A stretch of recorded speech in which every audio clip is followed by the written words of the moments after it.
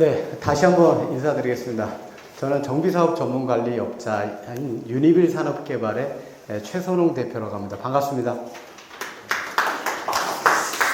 네, 뭐 출래불살춘이라고 하는지 날씨가 좀 오늘 쌀쌀합니다. 오늘 지나면 이제 봄이 올 것 같습니다. 근데 사실 강북구 이렇게 오니까 되게 반갑게 느껴집니다.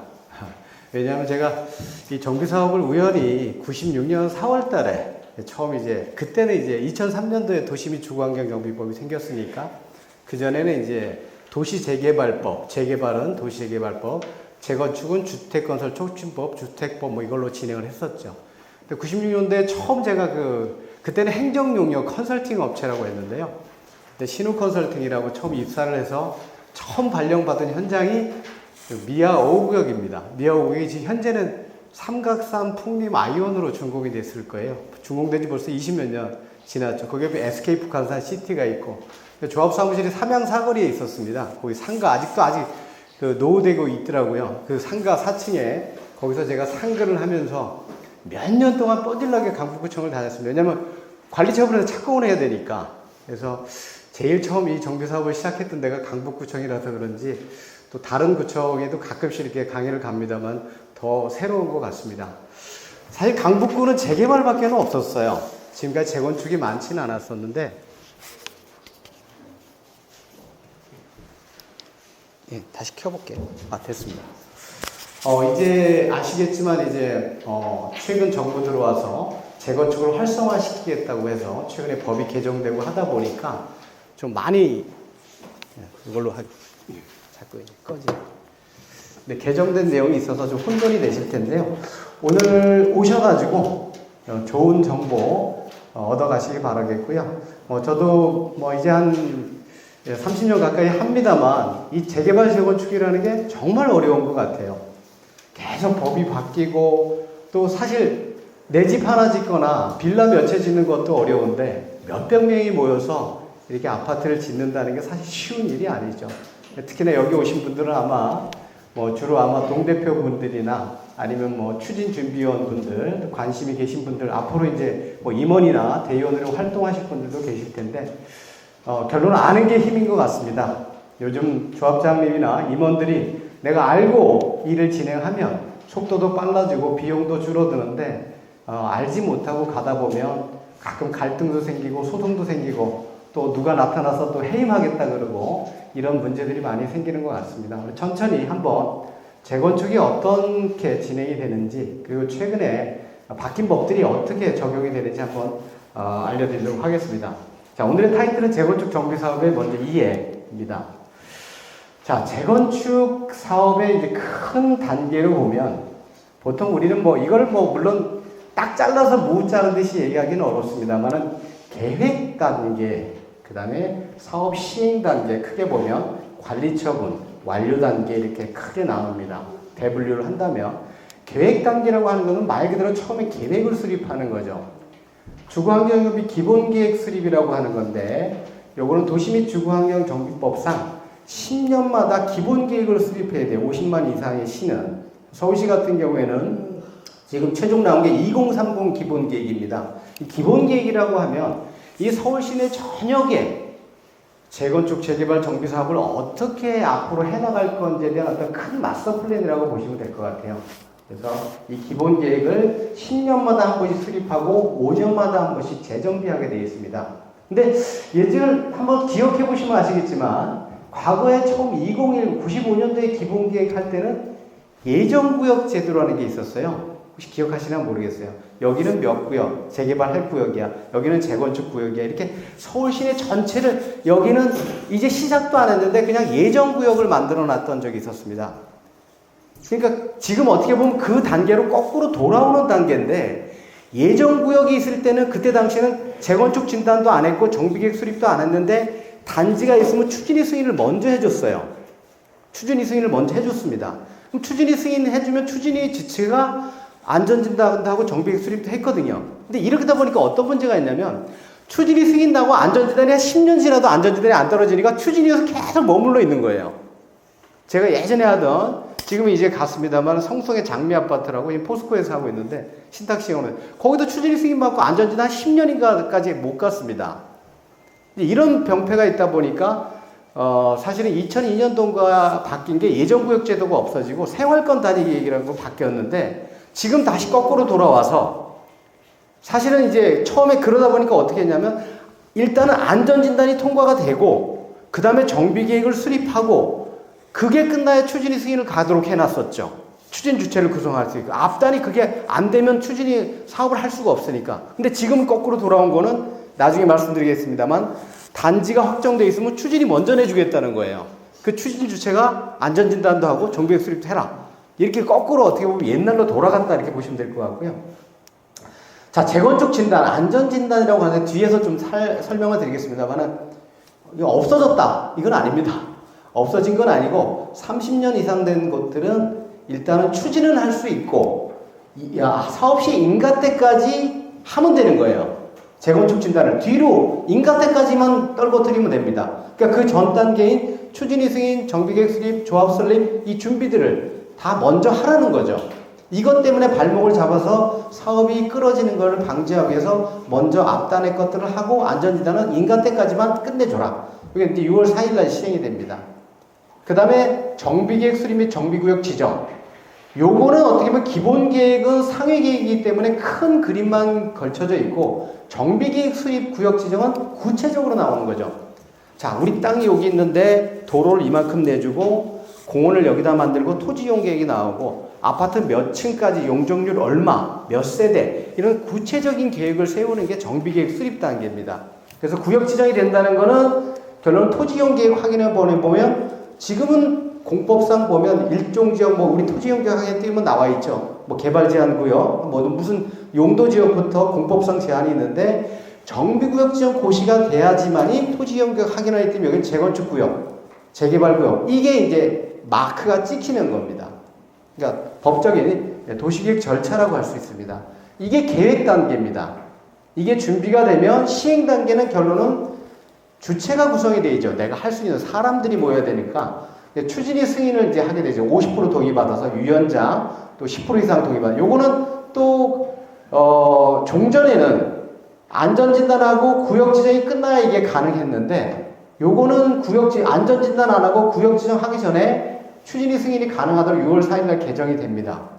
그래서 여러분들 대부분의 단지들이 30년 이상 됐고 지구단위 계획이나 아니면 계획상 단지가 확정되어 있는 거는 추진위부터 먼저 아마 주체부터 먼저 만들려고 할 겁니다. 그러다 보면 여기서도 해야지 저기서도 해야지 이럴 수가 있어요. 연번부여를 받아서 막 이렇게 싸우는 경우도 있어요. 먼저 50% 동의서 얻어서 승인하는 사람이 이기는 게임이 될 수 있는 그런 문제들이 또 생깁니다. 그래서 추진위 승인하고 조합 설립인가. 자, 지금 여러분 재건축은 참 좋아졌습니다. 80%였다가 75%였다 70%로 이제 됐죠. 재개발들이 난리가 났습니다. 왜 재건축만 70% 해주냐? 재개발은 그대로 75%고 똑같이 해달라. 지금 막 국회에다 국민청원을 하고 있습니다만은 어쨌든 70%로 완화됨으로 인해서 속도가 붙을 수 있죠. 사실은 우리가 75%, 80%로 했지만 75%로 했지만 74%, 74.9%에서 한두 장이 모자라갖고 1, 2년 가는 조합들도 있어요. 사실 엄청난 숫자입니다. 5%라는 거는. 그래서 우리가 70%만 동의하면 조합 설립이 가능하도록 법이 바뀝니다. 오늘 6월 4일인가요? 네, 그 뒤에 제가 그건 설명드리도록 하겠습니다. 그 다음에 사업시행계획 인가. 요거는 이제 쉽게 얘기하면 건축법으로 따르면 집을 건축 허가를 내주는 거죠. 몇 세대로 얼마로 지어라 허가를 받는 게 인가의 개념입니다. 사업시행계획 인가 전에 물론 그 전에 여러 가지 교평, 합평, 통합심이 있습니다. 그건 뒤에서 말씀드리고요. 그 다음에 이제 사업시행계획 인가가 나면 인가일 기준으로 해서 여러분들의 종전평가를 합니다. 법적으로 그렇게 정해져 있습니다. 여러분들의 아파트를 평가를 하고 그 평가한 걸 가지고 통지를 합니다. 자, 이제 분양 신청하십시오. 여러분들 각 호수 가격이 몇 동 몇 호는 얼마입니다. 그리고 계략적으로 전체 우리 사업을 해보니까 사업비 공사비부터 공사비가 해서 한 5천억이고 수입이 한 1조 정도 됩니다. 그리고 여러분 출자 자산이 얼마니까 비리율이 얼마 100%, 110%, 90% 나오니까 몇 평 가지고 계신 분이 아파트 몇 평 갈 때 얼마 정도 내야 됩니다라는 걸 통지를 하고 그리고 분양 신청을 할 건지 현금 청산을 할 건지를 여기서 판단을 하게 되죠. 그러면 이제 그 다음에 분양 신청이 끝나고 나면 어떻게 됩니까? 정확하게 조합원이 몇 개가 가고 일반 분양이 몇 개가 나고 수입이 추정이 확정이 되죠. 그걸 가지고 관리 처분을 하게 됩니다. 관리 처분 인가가 남으로 인해서 결론은 여러분들의 정전재산의 입주권으로 이제 바뀌게 되고, 인가가 나면 이제 결론은 은행에서 PF를 대출해서 여러분 이주비 담보 설정해서 이사를 가는 거죠. 이사를 가고 철거를 하고 공사를 합니다. 자, 최근에 공기가 참 많이 늘어났어요. 공사비도 많이 늘어나고. 그래서 그 이유가 뭐 주 40시간, 42시간부터 뭐 동절기, 하절기, 혹서기, 휴게부터 안전에 관한 부분들, 뭐 광주에서 뭐 무너지고 아파트 무너지고 하다 보니까 이 안전에 대한 부분들을 많이 하다 보니까 사실은 뭐 한 날에 몇 개층씩 막 올라가고 이런 것들이 좀 상당히 좀 공기가 최근에 과거에 거의 뭐 한 30개월이면 거의 한 25층 아파트를 끝냈는데 요즘은 그렇지 보통 40개월이 넘어갑니다. 40개월. 그러다 보니까 기간이 늘어나면 어떻게 됩니까? 비용이 늘어나죠. 회사는 일반 관리비가. 그래서 과거 뭐 불과 몇 년 전만 해도 강북의 재개발들이 450대, 500에 했던 것들이 지금은 거의 700대, 거의 800대까지도 이제 공사비가 올라가다 보니까 사실 고민이죠. 그래서 중층 특히나 이제 저층 아파트는 다 끝났고 중층 아파트가 기존 용적률이 있는데 사업성 부분에서 고민을 안 할 수가 없죠. 그렇다고 또 리모델링을 하자니 그것도 리모델링도 만만치 않습니다. 비용이 거의 비슷합니다. 공사비가.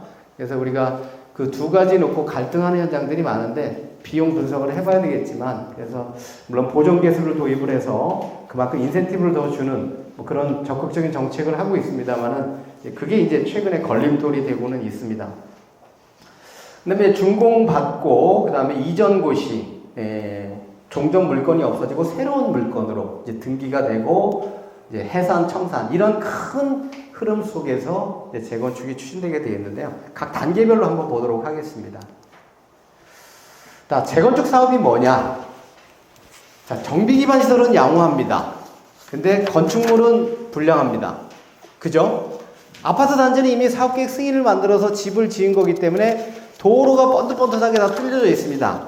반대로 재개발은 다른 게 요것만 다릅니다. 정비 기반 시설이 불량하고 달동네들, 옛날에 지금 미아동, 기름동 다 없어졌습니다만은 참 미아리 그 달동네들이 다 진짜 차도 못 들어가고 저 기반 시설이 불량한 지역, 또 주거 환경을 개선하게 했는데 재건축은 기반 시설은 양호하지만 집이 노후 불량한 거죠. 그다음에 이반 대상 지역은 30년 이상 경과년수 서울시 조례에 30년 이상으로 되어 있습니다. 이거는 노후 불량 건축물로 보는데 30년 이상 되면 일단 재건축은 할 수 있습니다만 갈 수 있는 건 안전진단, 재건축 진단으로 바뀌죠. 해야 됩니다. 그리고 기존 세대수가 200세대 이상이거나 부지면적 1만 회배 이상인 지역. 그리고 안전진단과 D 또는 2등급. 2등급은 바로 재건축되죠. D등급은 뭡니까? 조건부 재건축입니다. 적정성 검토를 할 수 있도록 하는 지역이죠.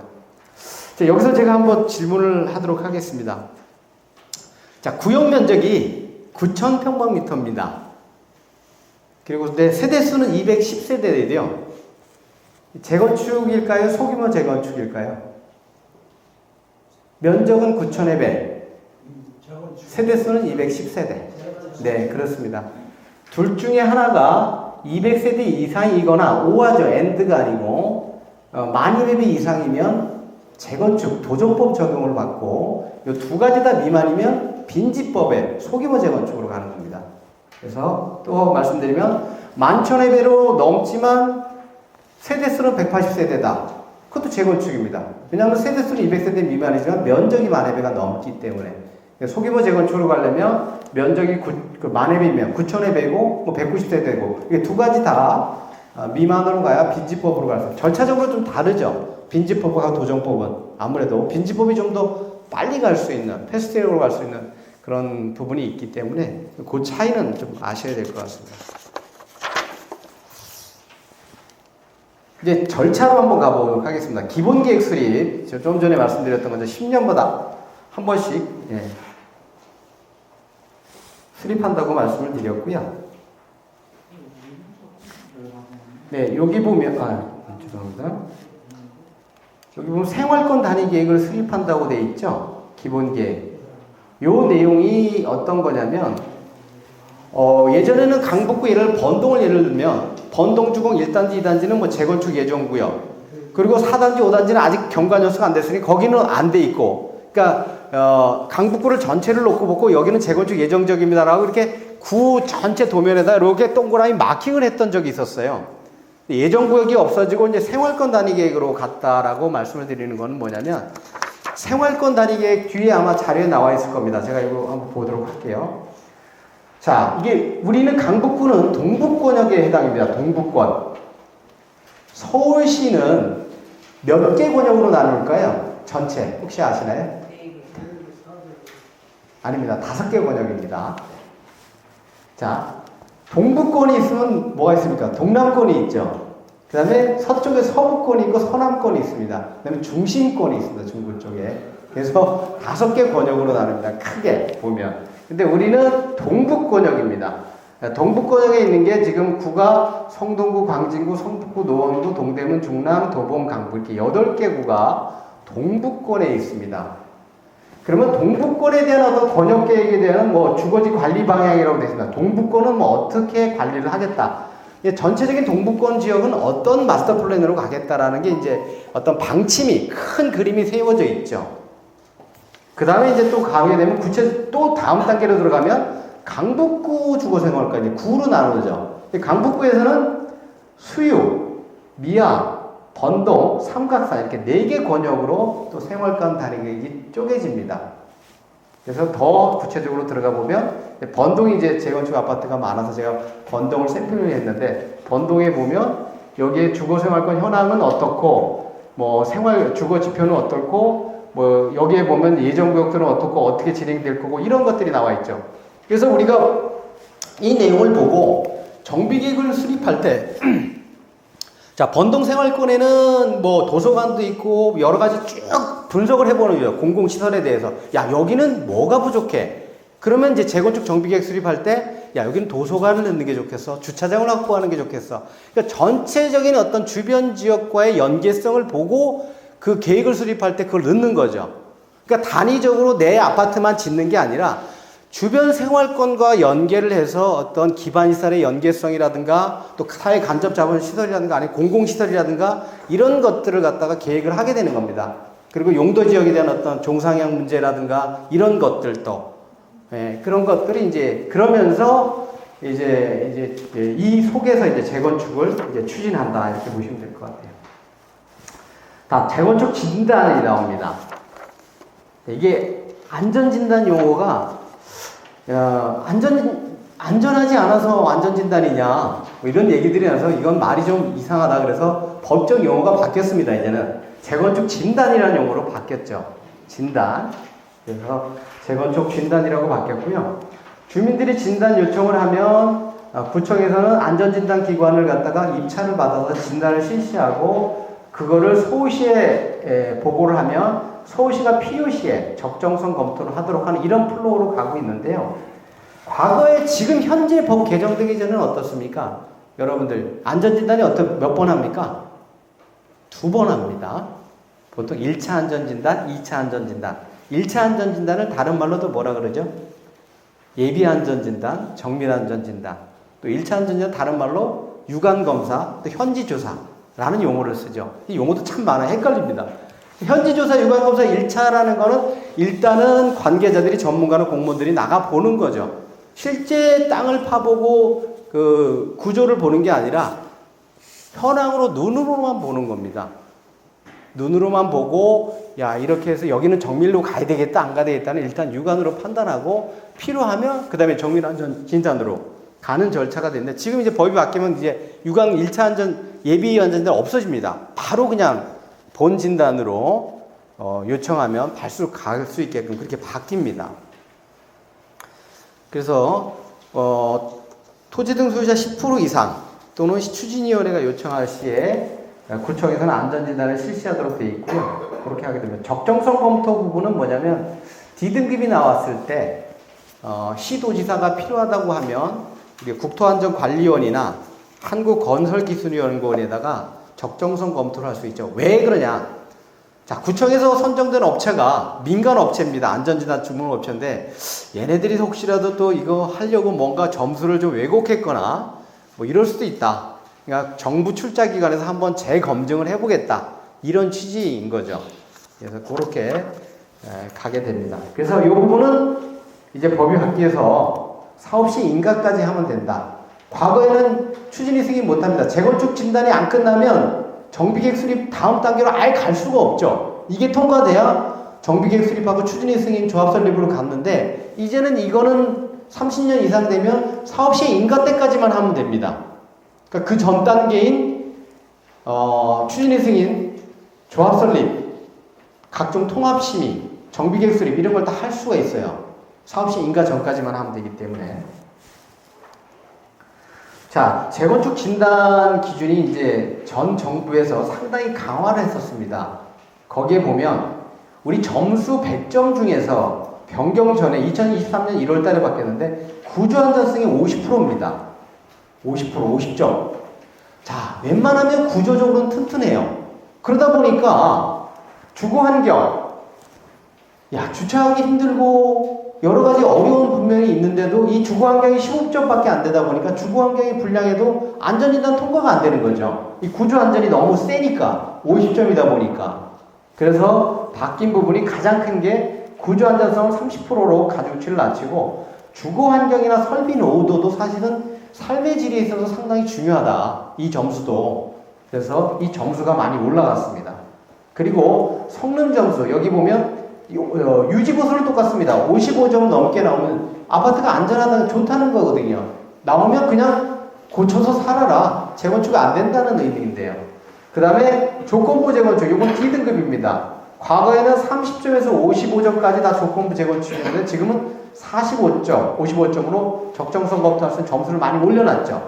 그래서 옛날에 30점 이하는 재건축 기준이 45점, 점수가 좀 높더라도 이건 바로 2등급으로 재건축 가능하도록 이렇게 지금 점수가 좀 현실적으로 완화됐다. 재건축 진단에 대한 평가 점수가 그렇게 보시면 될 것 같습니다. 자, 요즘 신속통합기획이라는 말이 상당히 많이 나옵니다.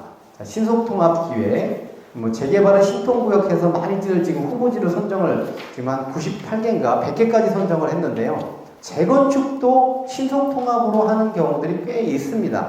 신속통합으로 한다는 얘기는 결론은 그렇습니다. 우리가 정비계획 수립이라는 이 인허가는 유기한 민원이 아닙니다. 유기한 민원이라는 건 뭡니까?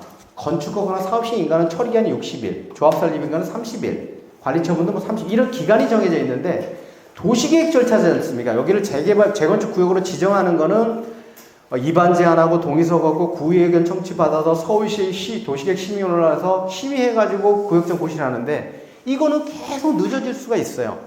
심의에서 한번 빠꾸되면 다시 해야 되고 이런 문제점들이 있다 보니까 아예 초기 단계에서부터 계획 수립 이반 제안 단계에서부터 관하고 민이 합동을 해서 안을 잡는 거죠. 신통기획안이라는 거를 적정한 걸 관과 민과 사업성도 올려주고 또 공공서도 넣어주면서 이렇게 해서 만들어서 서울시에 올리게 되면 최근에는 사실은 거의 원패스로 통과가 되는 경우가 많아요. 왜냐하면 거기에 심의위원들, MP 전문가들이 같이 주민 참여단하고 같이 안을 만들면서 서로 해서 안을 만들게 되거든요. 그래서 물론 신속통합계획 신청 30% 이상 동의하면 할 수도 있지만 그냥 안 하는 조합들도 있어요. 단지들도 있는데 이런 부분들이 있다. 그리고 이반 제한 요건도 과거 67% 3분의 2에서 50%로 여기 완화됐습니다. 구역적 동의가 얻으실 때 상당히 좀 빨리 동의 이반 제한이 가능하겠죠. 그 다음에 구역 지정 절차로 들어갑니다. 이제 실제적인 도시계획 절차로 들어가는 겁니다.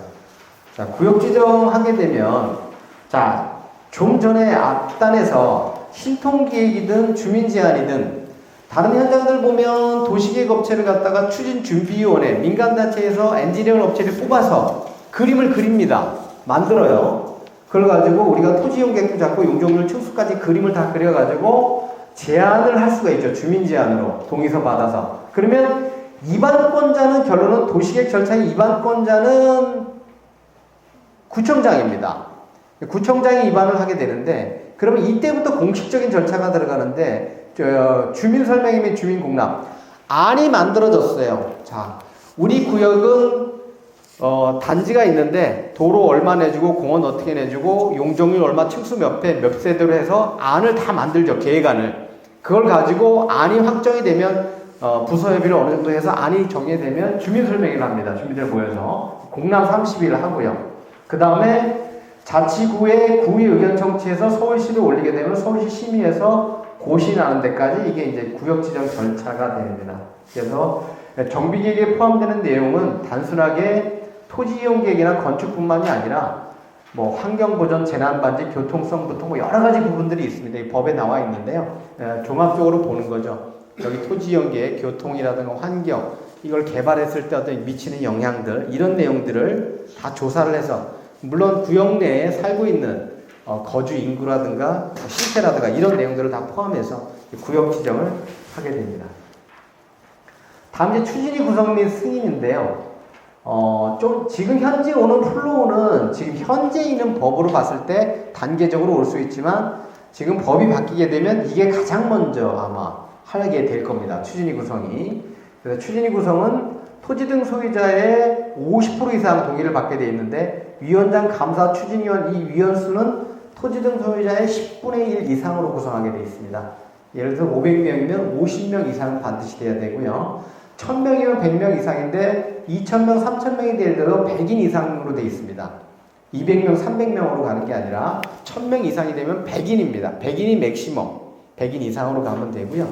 추진위원을 구성할 때 조금 이제 여러분들이 판단하셔야 될 거는 정수로 하지 마시고 범위를 두시라는 거죠.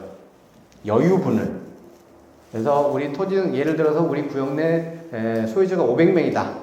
그럼 10분의 1 이상이니까 뭐 51명, 52명 이렇게 해놓으면 한두 분 탈락해보고 없어지는 게 아니라 자격을 상실하거나 매매하게 되면 이게 또 10분의 1 미만으로 떨어지잖아요. 그러니까 50인 이상, 뭐 60인 이내 보통 한 뭐 10명 정도 더 둬두면 처음에 우리가 뽑을 때 예를 들어서 55명으로 뽑았다. 그러면 몇 명도 빠져도 10분의 1을 충족하게 되지 않습니까? 그래서 범위를 두는 게 좋고요. 운영 규정을 만들고 동의서 받고 승인 신청하면 승인을 받게 되고요. 추진위원회는 법적으로 이제 사단법인, 법적으로 등기는 하지 못하죠. 조합이 돼야 법적으로 법인이 설립이 되는 거고, 추진위원회는 이제 임의단체, 사단법, 단체죠. 그래서 우리가 사업자 등록 같은 경우나 부동산 등기용 등록번호를 발급을 받을 수 있습니다. 단체로서. 근데 이제 법인으로 설립되는 건 아니다. 이렇게 보시면 될 것 같고요.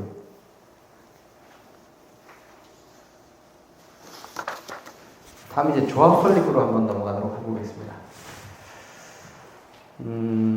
자, 조합 설립하게 되면 일단 조합 설립으로 가려고 한다 그러면 자, 조합 설립 동의서를 걷어야 되겠죠. 먼저 이 정관을 만드는 부분들도 필요하지만 이 전에 해야 될 분들이 연봉 부여 받기 전에 물론 정관도 만들고 또 정관 밑에 있는 서울시에 보면 예산회계 규정, 또 행정업무 규정, 또 선거관리 규정 이런 사회 규정들이 한 3개 정도가 있습니다. 그런 규정까지 만들어서 우리가 이제 동의서를 진구하게 되는데 동의서 진구하기 전에 우리가 해야 될 부분이 뭐냐면 추정분담금에 대한 검증을 하게 되어 있습니다. 그 검증은 뭐냐면 과거 제가 그 미아구역 거둘 때는 아무것도 없었어요. 조합 설립 및 사업시행인가 동의서. 조합 설립 사업시행인가도 한 번이거든요. 인감만 첨부해서. 난 재개발 동의합니다. 끝입니다. 아무 정보도 없어요. 몇 세대를 짓는지, 뭐 돈이, 평형이 얼마인지, 내 돈이 얼마인지도 모르고 그냥 동의서만 냈었어요. 그때. 과거에는. 근데 지금은 어떻습니까? 구역 지정 단계에서부터 추정분담금을 합니다. 4번을 하게 돼 있어요. 구역 지정 동의서 거둘 때. 좀 이따 바뀌겠습니다. 구역정 동의서 거둘 때는 새로 최근에 법이 들어왔는데 그거는 이제 바뀝니다. 개별 통지가 아니라 이제 샘플링만 하면 되는데 조합 설립 인가 때는 추정분담금 검증이라는 건 뭐냐면 평가사들이 여러분들 집에 탁상 감정을 하고 공사비를 예측하고 일반 분양가 조합 분양가 예측해서 비례율 산출해서 얼마 정도 몇 평에 갈 때 간다는 걸 갖다가 구청에서 검증인의 전문가들이 모여서 야 이러면 된다 해서 여러분 정비사업 정보공단에다가 다 등록을 해서 통지를 하면 개별 통지를 다 합니다. 그럼 개인이 카드를 다 받아봐요. 여기 계신 어르신이 봤을 때 나는 내 재산 얼마고 비례율 얼마니까 몇 평 들어가 얼마다 이걸 다 보고 동의서를 내게 돼 있습니다. 저도 추정부담금 검증위원을 하고 있는데요. 그래서 최근에 보면 그런 검증 절차를 통해서 주민들이 자기가 만든 숫자 노름을 할 수도 있잖아요. 사업성이 좋게 만들려면 얼마든지 좋게 만들 수 있죠. 비용은 줄이고 수입은 늘리면 비율은 100%가 아니라 110%, 막 120% 나와서 막 동의서 막 내라 그래요. 그러면 막 되는 것 같이 하지만 그렇게 했을 때 문제점은 다음 단계 사업시행과 관리처분에 가서 자빠진다는 거죠. 거짓말해지냐 숫자가 이렇게 되는 거죠. 그래서 처음부터 그리고 또 문제는 뭐냐면 또 이게 구체적인 부분이 나오겠지만 인허가 단계별로 비용이 10% 이상 비례율이 변동되면 3분의 2 동의를 받게 돼 있어요. 특별 결의 요건을 받게 돼 있거든요.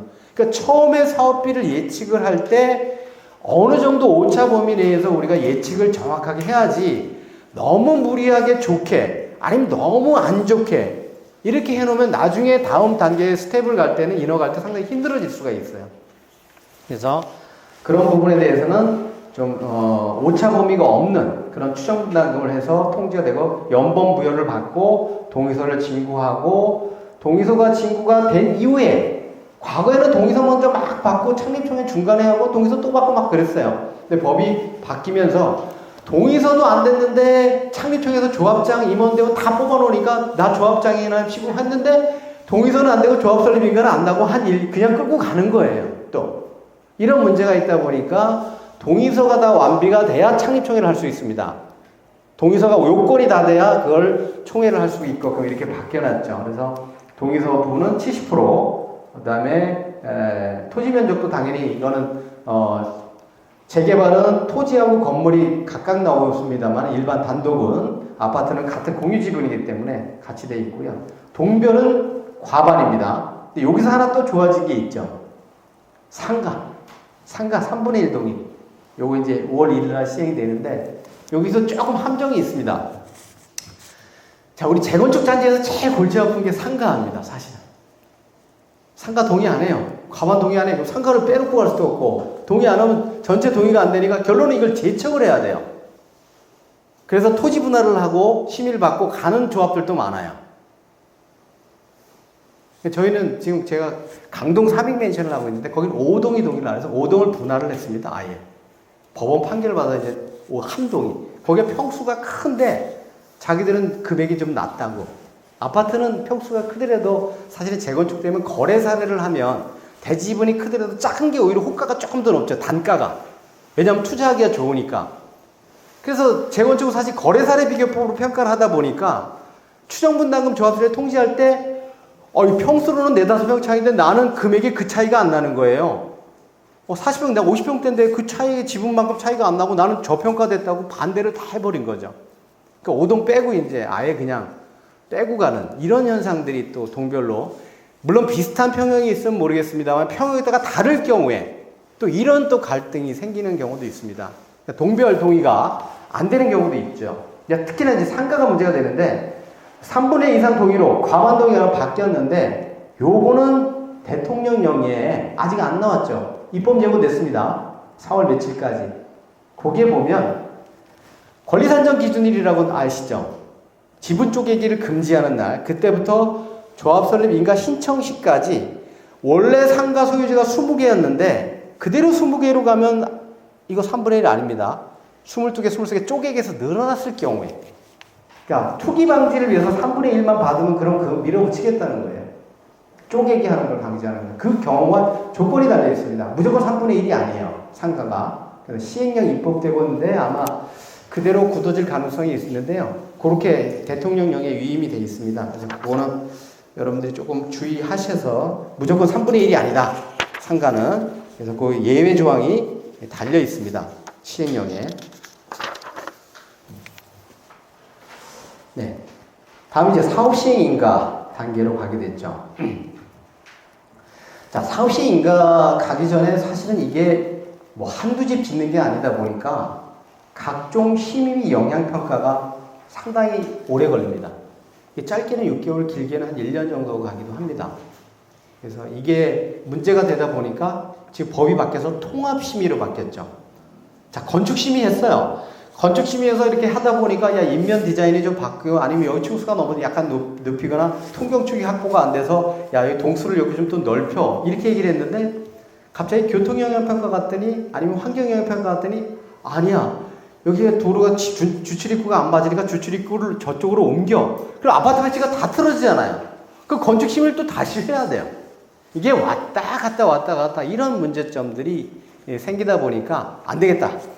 한꺼번에 법적 심의를 갖다 한꺼번에 다 하자.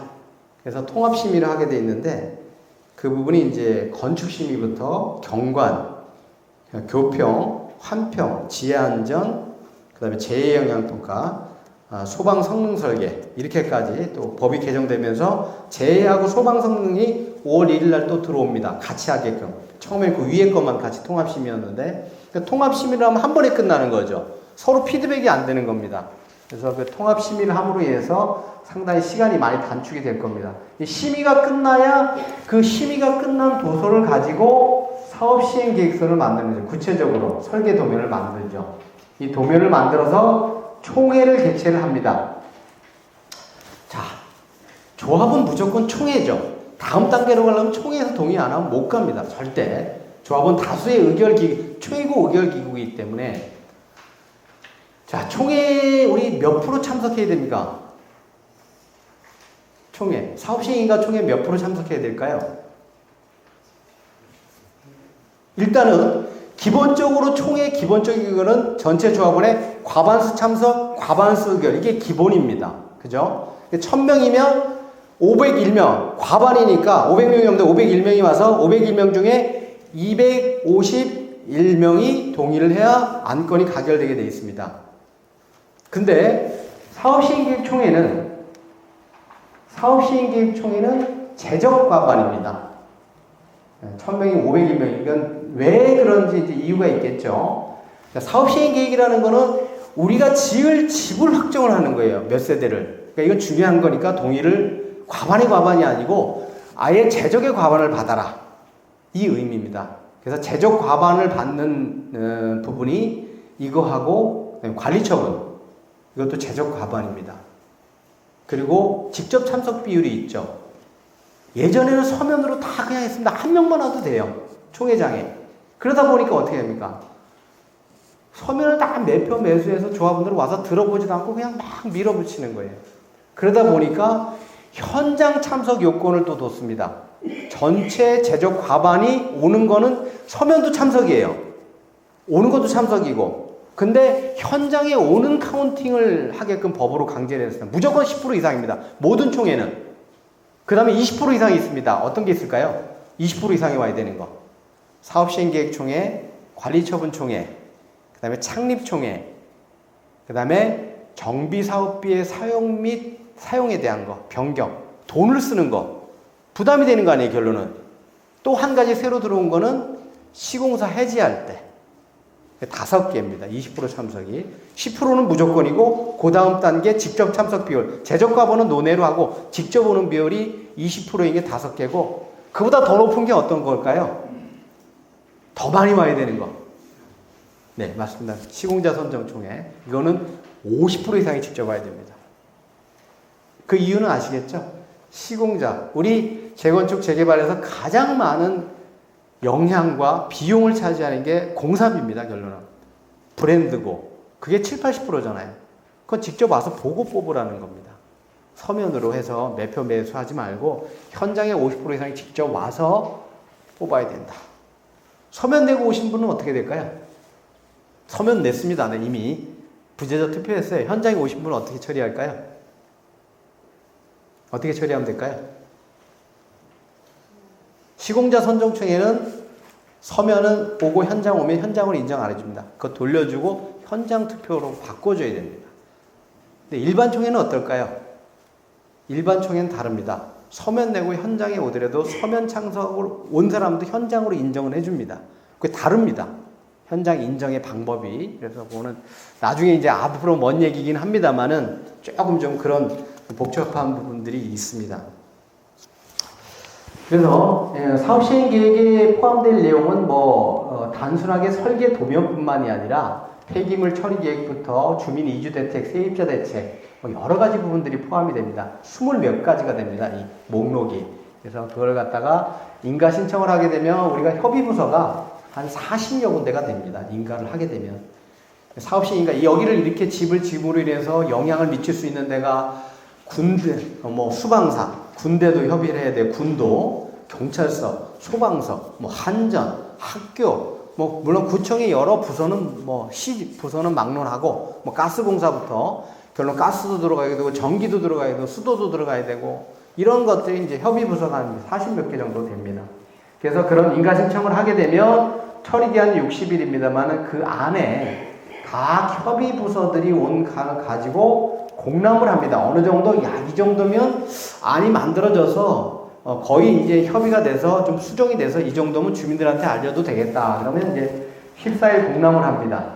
공람은 구청 공람입니다. 공람 주체는 사업시 인가권자는 구청이기 때문에. 그리고 이제 인가 고시가 되면 사업시 인가. 이제 집을 지을 수 있는 상태가 된 거죠. 네. 그 다음 단계가 인가 나고 나서 이제 분양을 받아야죠. 집이 지을 게 확정이 됐으니까, 몇 평 몇 세대가 다 확정됐으니까, 저분들한테, 자, 이제 몇 평 갈 건지 분양을 신청을 받는 거죠. 1000명이 분양 신청을 했는데, 다 안 하죠. 현금청산은 분명히 있습니다. 반드시. 네, 과거에 비하면, 최근에는 현금청산 비율이 많이 떨어졌어요. 과거에는 거의 20%까지 30%. 왜 그렇겠습니까? 재테크가 되니까. 돈이 되니까. 과거에는 사실 경기가 안 좋을 때는 일수록 분양 신청률이 떨어지죠. 부동산 가격이 상승할수록 분양 신청률은 올라갑니다. 왜냐하면 내가 일단 분양 신청해서 피를 받고, 물론 전매 금지가 되는 투기활주도 있습니다만 저희는 투기활주 아니기 때문에 전매가 가능하죠. 네, 그래서 그런 부분들이 있어서 그런 부분인데 이제 분양 신청을 통지하게 돼 있는데 인가일로부터 요 부분도 이제 법이 바뀌었습니다만 120일에서 90일 이내로 바뀌었습니다. 자, 분양 신청할 때 일단은 기본적으로 통지를 해줘야 될 게, 여러분들한테 통지해 줄 게 내 집 값이 얼마인지는 알아야죠. 그거하고 조합원 분양가, 일반 분양가, 그리고 공사비, 그래서 비례율이 얼마다, 이런 걸 다 통지를 해주고 분양 신청을 받게 됩니다. 그리고 사실 예전에 종전 분양 신청 통지하기 2018년 2월 9일 날 법이 시행됐는데요. 그때 바뀐 게 뭐냐면, 종전자산 평가는 평가를 끝내고 통지를 하고 분양 신청을 받아라, 이렇게 바뀌었어요. 그전에는 어떻게 했냐면 평가를 안 했어요. 그 전 단계에서는. 그러니까 뜬구름 잡는 거죠. 그냥 20평 아파트는 대략 시세가 얼마니까 이 정도 될 거야. 추정가액이 이렇고, 그리고 분양가는 이렇고, 그래서 예시를 들어서 비례율이 90%일 때 100%일 때 이렇게, 그냥 사실은 내가 정보가 정확하지 않은 거죠. 100%에서 오차 범위가 너무 넓은 거예요. 그러니까 선택하기에, 이게 진짜 내가 이거 신청했을 때 이만큼 내는 게 맞아? 자꾸 바뀌는 거죠. 이게 너무 변동폭이 크다 보니까 법이 바뀐 게, 그러지 말고 최소한 내가 재산 평가, 내 재산 인정되는 평가 금액은 알고 분양 신청을 해야 될 거 아니냐. 그래서 2018년도에 바뀐 게 이제 평가를, 인가날로 평가한 금액을 통지하게 되어 있습니다. 다만 여러분이 들어갈 아파트, 즉 종우자산에 대한 평가는 할 수가 없어요. 그럼 왜냐하면 분양 신청 기간이 끝나는 날을 기준으로 평가하기 때문에 분양 신청이 마감이 돼야 그 날로 해서 종우자산 평가를 합니다. 그 이유는 뭐냐면, 종우자산, 아파트에 대한 평가는 원가 방식이기 때문에 분양 신청이 끝나봐야 결론은 현금 청산 금액이 몇 명, 아파트 조합원이 몇 명이 갈라지고 거기에 대한 비용 분석이 나오기 때문에 그걸 토대로 해서 원가를 산정을 대입을 해서 종우자산을 할 수가 있어요. 그래서 종전자산은 그렇게 통지는 되지만 종우자산, 그리고 일반 분양가는 추정 금액으로 나간다. 예측되는 금액으로. 그래서 그렇게 분양 신청이 나가게 됩니다. 그리고 재건축 감정평가 어디서 하나요? 여러분들 집 감정평가 두 군데에서 하는데요. 한 군데는 어디고 한 군데는 누가 뽑을까요? 네, 맞습니다. 한 군데는 조합이 뽑고 사업 주체인 한 군데는 구청이 뽑습니다. 그것도 바뀌었죠. 사실 예전에 2014년도 11월 22일 날 바뀌었습니다. 그 전에는 조합이 다 뽑았습니다. 두 군데를. 주택, 재건축은 사실은 도정법 생기기 전에 2003년 7월 달 생기기 전에는 주택법으로 했죠. 재건축은. 그때 재건축은 어땠습니까? 민간 영역이었어요. 공익적인 부분, 공익사업의 부분이 아니고. 그래서 우리가 미동의자도 어떻게 합니까? 재개발은 토지 수용 권한이 주어지지만 재건축은 민사적인 행정 절차의 법적 절차의 매도 청구를 통해서 하게 돼 있잖아요. 그래서 그때 당시에는 도정법 이제는 법인 설립이 안 되고 사단법인이었습니다. 그냥 법인이 아니었고 사단법인으로. 근데 지금 도정법으로 통합되면서 법인 등기도 하게 돼 있고 이렇게 바뀐 건데, 그래서 그때는 조합이 뽑아서 두 군데 평가를 했는데 이러다 보니까 공공성이 좀 떨어진다, 신뢰도가 떨어진다. 그래서 하나는 조합, 하나는 구청 이렇게 뽑게 되어 있고, 지금 재개발은 공익사업이기 때문에 무조건 구청에서 두 군데 다 뽑아줍니다. 감정평가는. 사실 예민한 부분이죠. 내 재산을 평가하는 부분이라서. 그래서 그렇게 바뀌었습니다. 재건축은 두 군데다 구청에서 선정하는. 아니, 재건축은 하나는 조합, 하나는 구청. 그렇습니다. 재개발은 구청에서 다 뽑습니다. 두 군데 다. 예, 그래서 다릅니다. 감정평가 선정. 예. 그래서 분양 신청을 마감하고 나서 분양 예정 자산을 평가한다고 제가 말씀드렸죠. 여러분들 아파트 평가를 하게 되고, 이 평가는 일반 분양가는 평가할까요? 평가 안 합니다. 무조건 모든 아파트는 다 평가를 하는 것은 조합원 기준으로 다 평가를 해놓습니다. 그리고 관리 처분할 때 분양 설계를 해서 1층부터 5층 로얄층을 다 빼면 1층부터 5층은 조합원 분양가는 예를 들어서 3천만 원으로 해놨다. 그래서 30평대가 3, 한 10억 정도 잡아놨는데 일반 분양가는 거기에다가 시세를 감안해서 시공사랑 협의를 해서 우리가 따로 잡죠. 따로 잡습니다. 뭐 4,500, 5,000까지. 그래서 조합원 분양가는 다 모든 게 나와야 되는 이유는 뭐냐면, 조합원들이 내가 1층 가겠다는 사람이 있을 수도 있어요. 그죠? 이게 일반 분양이라서 평가를 안 할 수는 없는 거예요. 모든 거 다 조합원 분양가 다 평가는 합니다. 대신 이제 조합원이 몇 동 몇 호를 갈지는 이제 우리가 분양 설계를 할 때 감안해서 좋은 로얄층 동호수를 뽑기도 하고, 일종의 어떻게 보면 일반 분양이 많지 않은 경우는 한 줄을 쫙 빼놓기도 합니다. 왜냐하면 다 저층으로 가려면 사람들이 청약이 유인이 안 되잖아요. 경쟁률이 떨어질 수 있거든요. 그래서 일부는 조금 로얄동을 빼놓기도 하는데, 일반 분양이 많으면 해피하죠. 조합원들은 사실 뭐 위에 싹 가고 밑에 뭐 중층 이상은 다 갈 수 있는 그런 구조가 나오지만, 일반 분양이 많지 않을 경우에는 결론은 경합이 발생을 하죠. 다 국민평이요 30평 다 가겠다. 다 몰립니다. 짓는 건 200개인데 몰린 사람은 300명이에요. 그럼 100명은 떨어져야 되겠죠. 탈락합니다. 그죠? 결론은 나중에 나오지만 권리가액 다액순으로 자르죠. 1등부터. 그래서 물론 그러니까 동 층호별로 같은 평이라도 금액이 조금이라도 다 다릅니다. 평가는. 그때 등수가 나옵니다. 물론 같은 등수가 나오는 경우도 있을 수도 있어요. 근데 재개발은 다 다릅니다만 재건축은 같은 등수, 같은 금액이 나오는 동호수도 분명히 있습니다. 예. 그렇게 이제 그게 이제 결론은 나중에 이제 권리가액이라 그래서 그걸 가지고 평형 배정을 이제 하게 되죠. 이제 관리 처분 단계로 들어옵니다. 이제 분양 시청이 다 끝났기 때문에 사실은 분양 신청까지 끝났다는 거는 우리가 조합 설립 인가에 시공사 선정도 했고, 그때는 가계약이라고 보통 얘기를 해서 처음에 계획 도면만 가지고 공사비 제안을 했습니다만은 사업 시에 인가가 나고 나면 구체적인 설비, 기계, 지하부터 다 나오잖아요. 평면도가. 그거 가지고 우리 관리 처분할 때 본계약 협상을 하죠. 다시. 그러면 공사비가 픽스가 되죠. 2차적으로. 그럼 공사비에다 비용을 다 넣고 해서 비율 산정해서 조합원 몇 세대, 일반 분양 몇 세대, 이게 다 나와지기 때문에 종전자산 나왔죠, 수입 나왔죠, 지출 나왔죠. 그럼 비례율이 뽑아지는 겁니다. 세 가지가 나왔기 때문에. 비례율을 가지고 관리처분 계획을 수립하게 됩니다.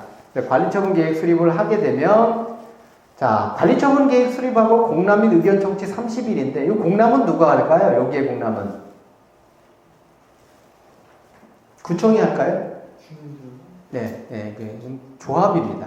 사업 주체가 관리처분 계획을 수립했기 때문에 조합이 공람을 하게 되고요. 이 공람 30일 부분은, 자, 총회가 오늘이다. 그럼 총회 끝나고 공람해야 될까요? 총회 전에 공람해야 될까요? 아니면 중간에 공람해도 될까요? 계획을 수립했어요. 네? 전이겠죠. 아, 전이니까요? 국토부 유권에서는 다 상관없다는 겁니다. 총회 하기 전에 사실은 어떻게 보면 그렇죠. 일반적으로 봤을 때는 야, 관리처분 계획을 수립을 했어요. 관리처분 계획 속에는 가장 중요한 게 결론은 여러분들 재산 얼마, 조합원 분양가 얼마, 일반 분양가 얼마, 비례율 얼마, 그 다음에 조합원 분양 물량 섹터 잡은 거, 분양 설계라고 하는데 이게 제일 중요하죠. 조합원 입장에서는. 그죠? 그걸 계획을 조합에서 잡았어요. 정비업체랑 해가지고 그걸 공람을 하는 거죠. 총회하기 전에 30일간 공람하는 건다는 얘기는 이게 결론은 내 재산을 결정짓고 내가 아파트를 가는 걸 결정짓는데 충분히 30일 동안 내가 보고 의견 제시를 하라는 거잖아요.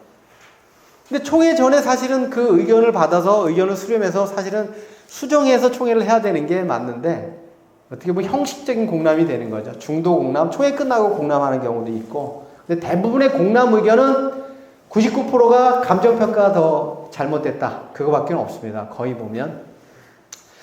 근데 이게 그 공람을, 선공람을 하는 이유가, 최근에 바뀐 이유가 뭐냐면, 이게 법이, 얼마 전에 몇 년도에 바뀌었냐면, 2009년도에 11월 28일 날 바뀐 내용이 있습니다. 이 공람 전에 총회 한 달 전에 무조건 통지하도록 하는 의무사항이 생겼어요. 공람이 아니라 통지 의무사항이 종전자산평가, 정비사업비 이런 항목이 생겼어요. 1개월 전에 반드시 공람하고 별개로 통지 의무가 생기다 보니까 1개월 전에 어차피 통지할 거면 통지하면서 공람도 같이 보통 하죠. 요즘은. 공람하고 통지는 별개의 문제인데 1개월 전에 총회 전에 통지하고 공람은 후에도 할 수 있습니다. 근데 그렇게 하면 시간이 오히려 소모가 되니까 1개월 전 통지할 때 아예 통지하는 자료도 보내고 공람도서도 보내고 두 가지를 다 합니다. 그래서 보통 최근에는 그렇게 보통 하고 있다. 이렇게 보시면 될 것 같습니다. 자, 여기서 이제 한 가지 제가 좀 재개발 같은 경우에 그럴 수가 있는데 자, 금액이 예를 들어서 한 사람이 지금 가지고 계신 내가 가지고 있는 1번지 땅이 5억이에요. 평가를 해보니까 5억이에요. 또 하나 있는 게 3억이에요. 3억. 근데 비례율이 예를 들어서 90%입니다. 근데 요 3억은 전에 5억은 있고 3억은 권리산정 기준 이후에 샀어요. 비례율은 90%입니다. 여기서 종전토지가액은 얼마일까요? 종전토지가액. 선생님 종전토지가액 얼마일까요? 조심하신가 봐요. 종전토지가액은 얼마일까요? 평가된 종전토지가액은 1번지 5억, 2번지 3억 그렇습니다. 종전토지가액은 그냥 합산합니다. 5억, 3억 평가된 금액 8억이 종전토지가액입니다. 종전토지가액. 그러면 분양기준가액은 얼마일까요?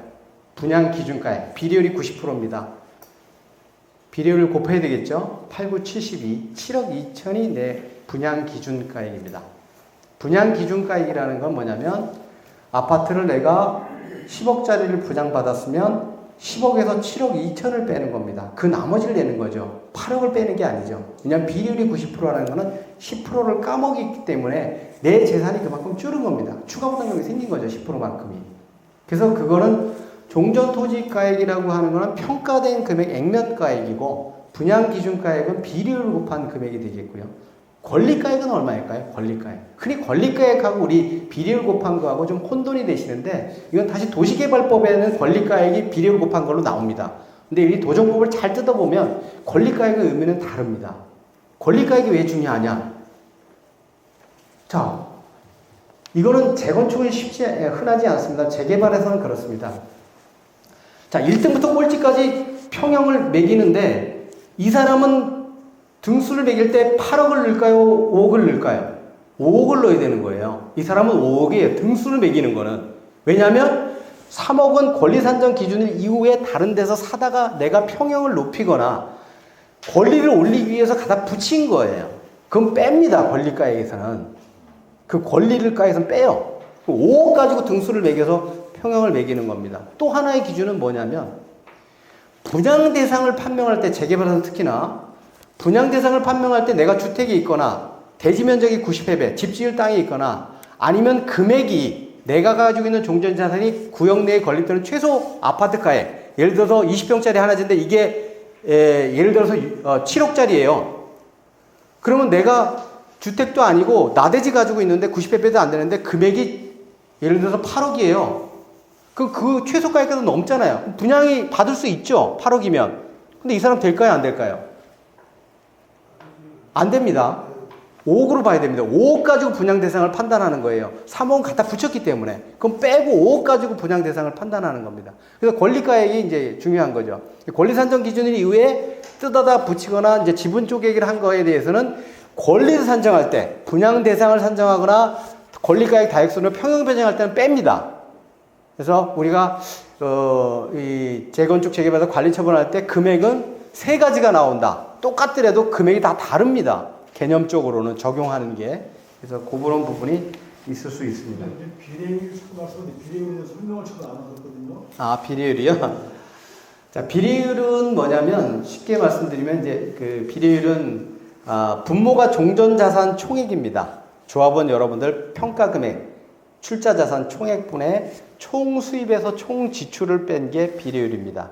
그럼 예를 들어서 여러분들 조합원 예를 들어서 뭐 1000명인데 분양 신청한 사람들 800명이다. 그럼 200명은 빠집니다. 200명은 어디로 갈까요?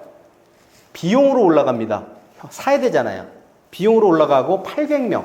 순수하게 사업을 하겠다는 이 출자자들, 공동연대인 조합원들만 한 게 예를 들어서 5천억 원이다. 종전자산이 평가한 게. 그러면 내가 자산이 5천억이면 5천억을 그대로 배분받으려면 얼마가 남아야 됩니까? 5천억이 생겨야 비례율이 100%가 되는 거잖아요. 그럼 총 수입이 1조고 지출이 5천억이 돼서 나와야 5천억이 나와요. 5천억 분의 5천억 비례율 100%이기 때문에 내가 감정평가 비용을 5억을 받으면 100%는 그대로 5억을 인정을 받을 수가 있는데 여기서 수입이 좀 줄어들었어요. 그럼 어떻게 됩니까? 1000억이 줄어들었어요. 비례율이. 4천억 5분의 4 하면 결론은 비례율이 그만큼 떨어지면 내가 10억을 평가받았더라도 거기에 비례율 90% 80% 곱하면 9억 8억 이렇게 떨어지는 거죠. 그러면 비례율을 높이려면 어떻게 될까요? 비례율을 높이려면 결론은 여러분들 종전자산을 떨구거나 그건 의미가 없어요. 내 자산을 깎아먹는 거니까 내 분양가를 올리거나 내 종전자산을 내리는 건 아무 의미가 없어요. 남한테 들어오는 두 가지 변수 있지 않습니까? 남이 일반 분양에서 나한테 돈 많이 호주머니 많이 채워줘야죠. 내 게 아니니까 다른 사람. 그리고 남한테 주는 돈, 시공사 각종 비용을 줄여야죠. 그 두 가지를 줄여야 됩니다. 그래서 흔히들 현장에 가면 내 평가 금액이 왜 이렇게 낮냐, 올려달라 이런 얘기들 많이 하시거든요. 근데 제가 이제 예를 한번 들어볼게요.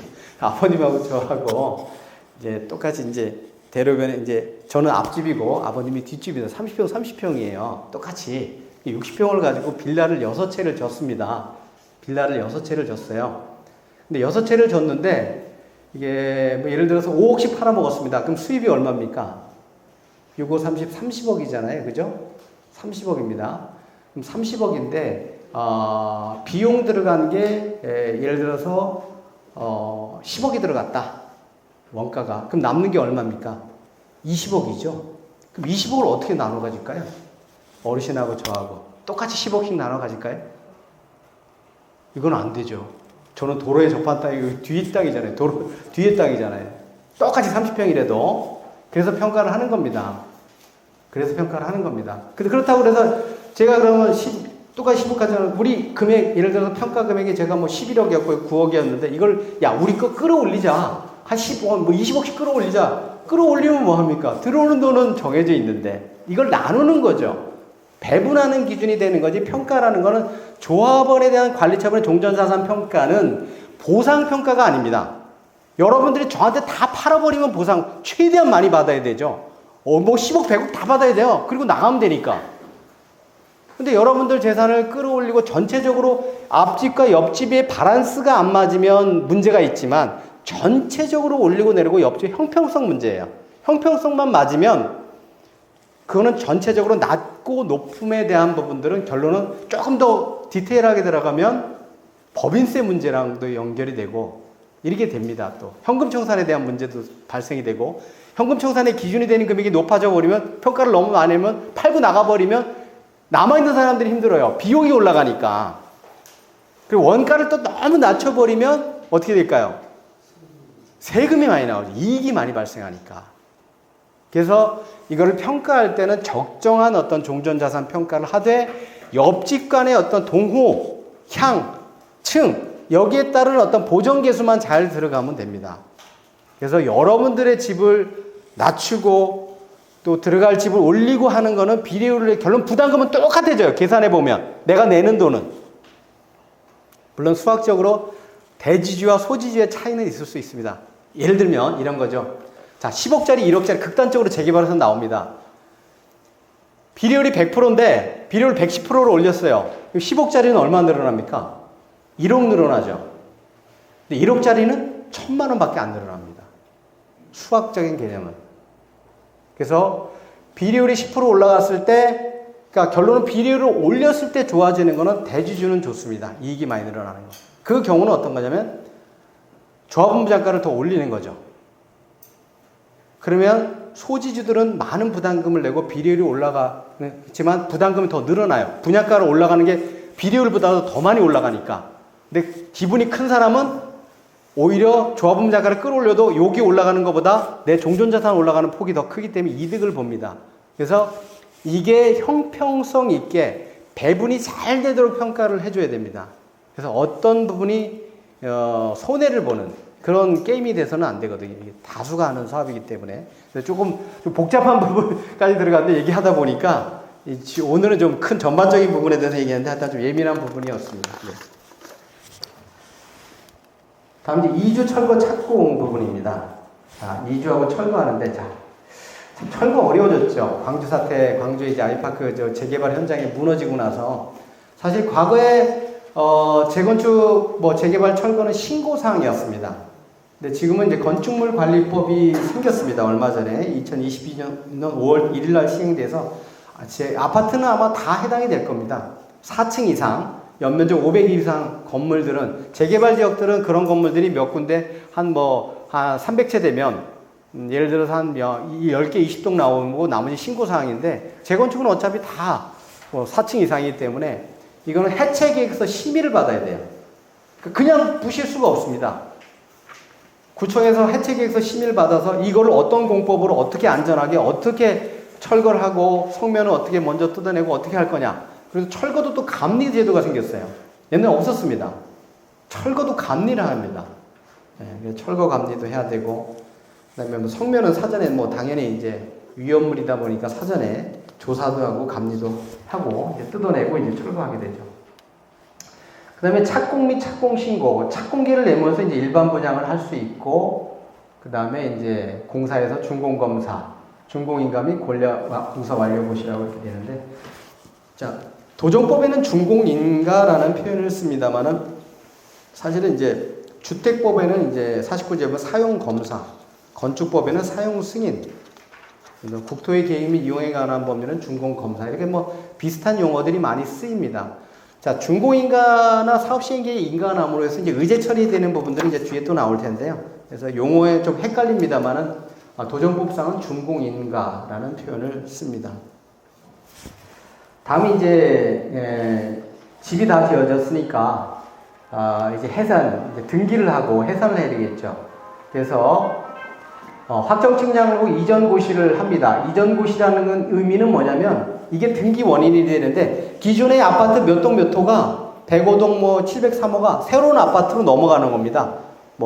1000 몇 동 몇 호로. 자, 여기서 한번 질문을 해볼게요.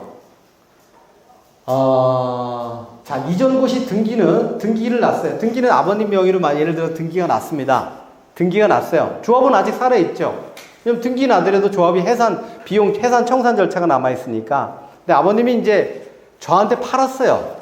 매매계약. 제가 이제 그 아파트 101동 500m를 사서 들어갔어요. 자, 해산총회 하는데 돈이 남았습니다. 세대당 한 100만 원씩 돌려줘야 되는데 그 돈을 아버님한테 줘야 될까요? 저한테 줘야 될까요? 누구한테 돌려줘야 될까요?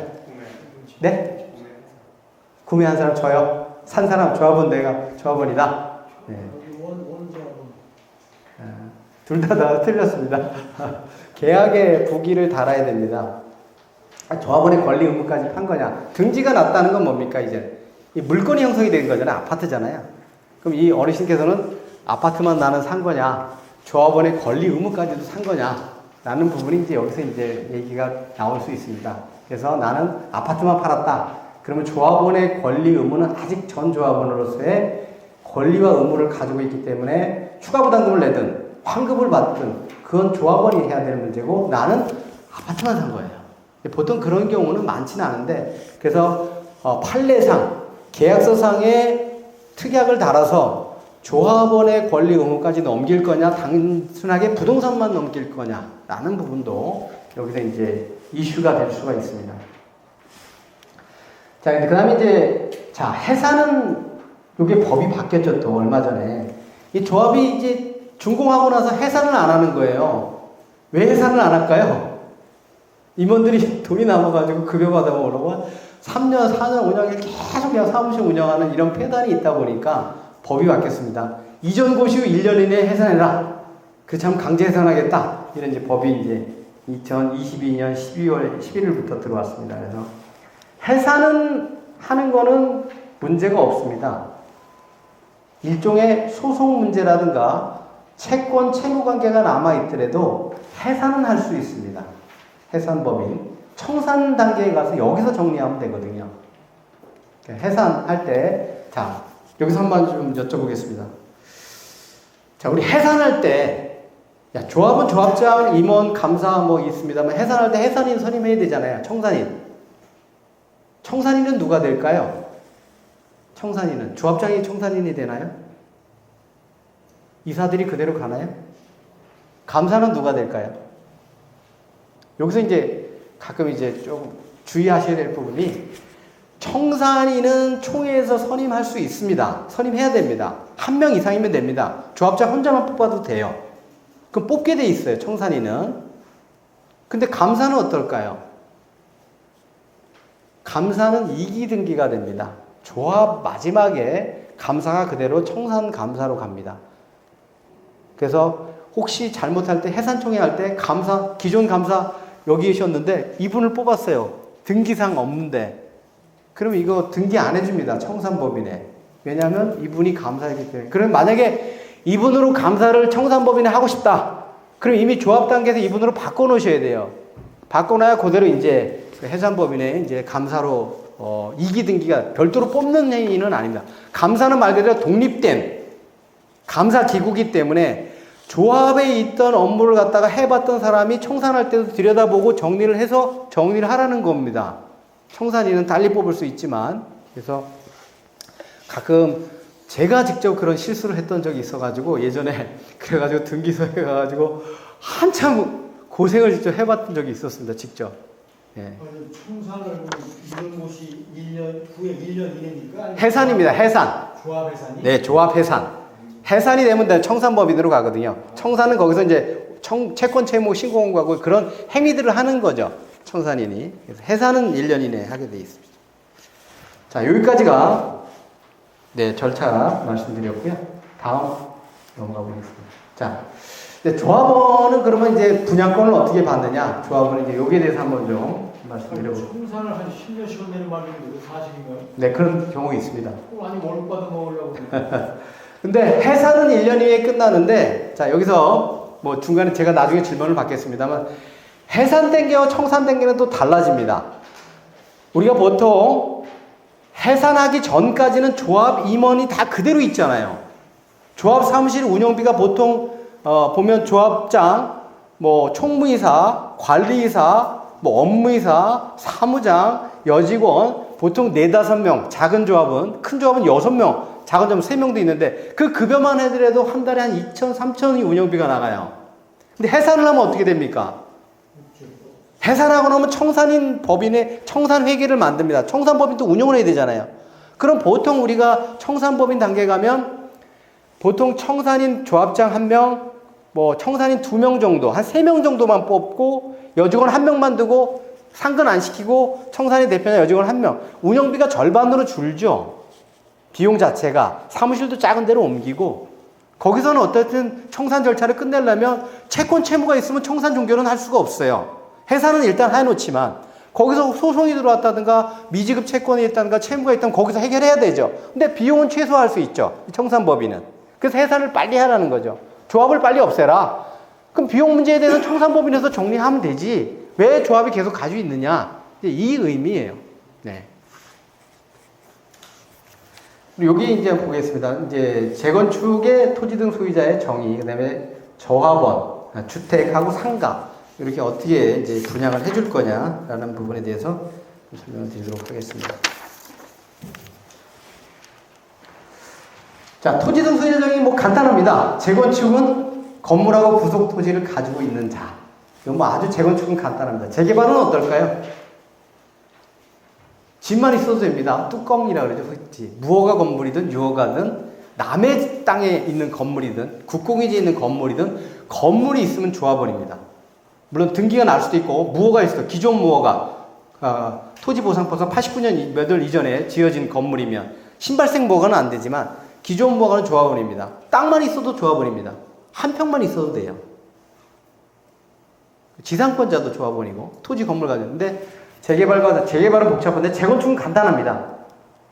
재건축에 왕왕 있는 경우가 혹시라도 땅만 가지고 있는 사람이 있을 수도 있어요. 옛날에 집을 아주 시행사가 지어놓고 땅을 갖다 그대로 남겨두고 일부 지분을 갖다가 대지 지분 배분은 안 하고 지금은 그런 경우가 없는데 사도로 남아있는 경우들이 가끔 있더라고요.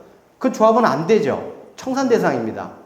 그런 경우가 가끔 있는데 그래서 조합원은 재건축은 무조건 집과 거기에 따른 대지 지분이 있어야 된다라는 부분이 조합원이 되고요.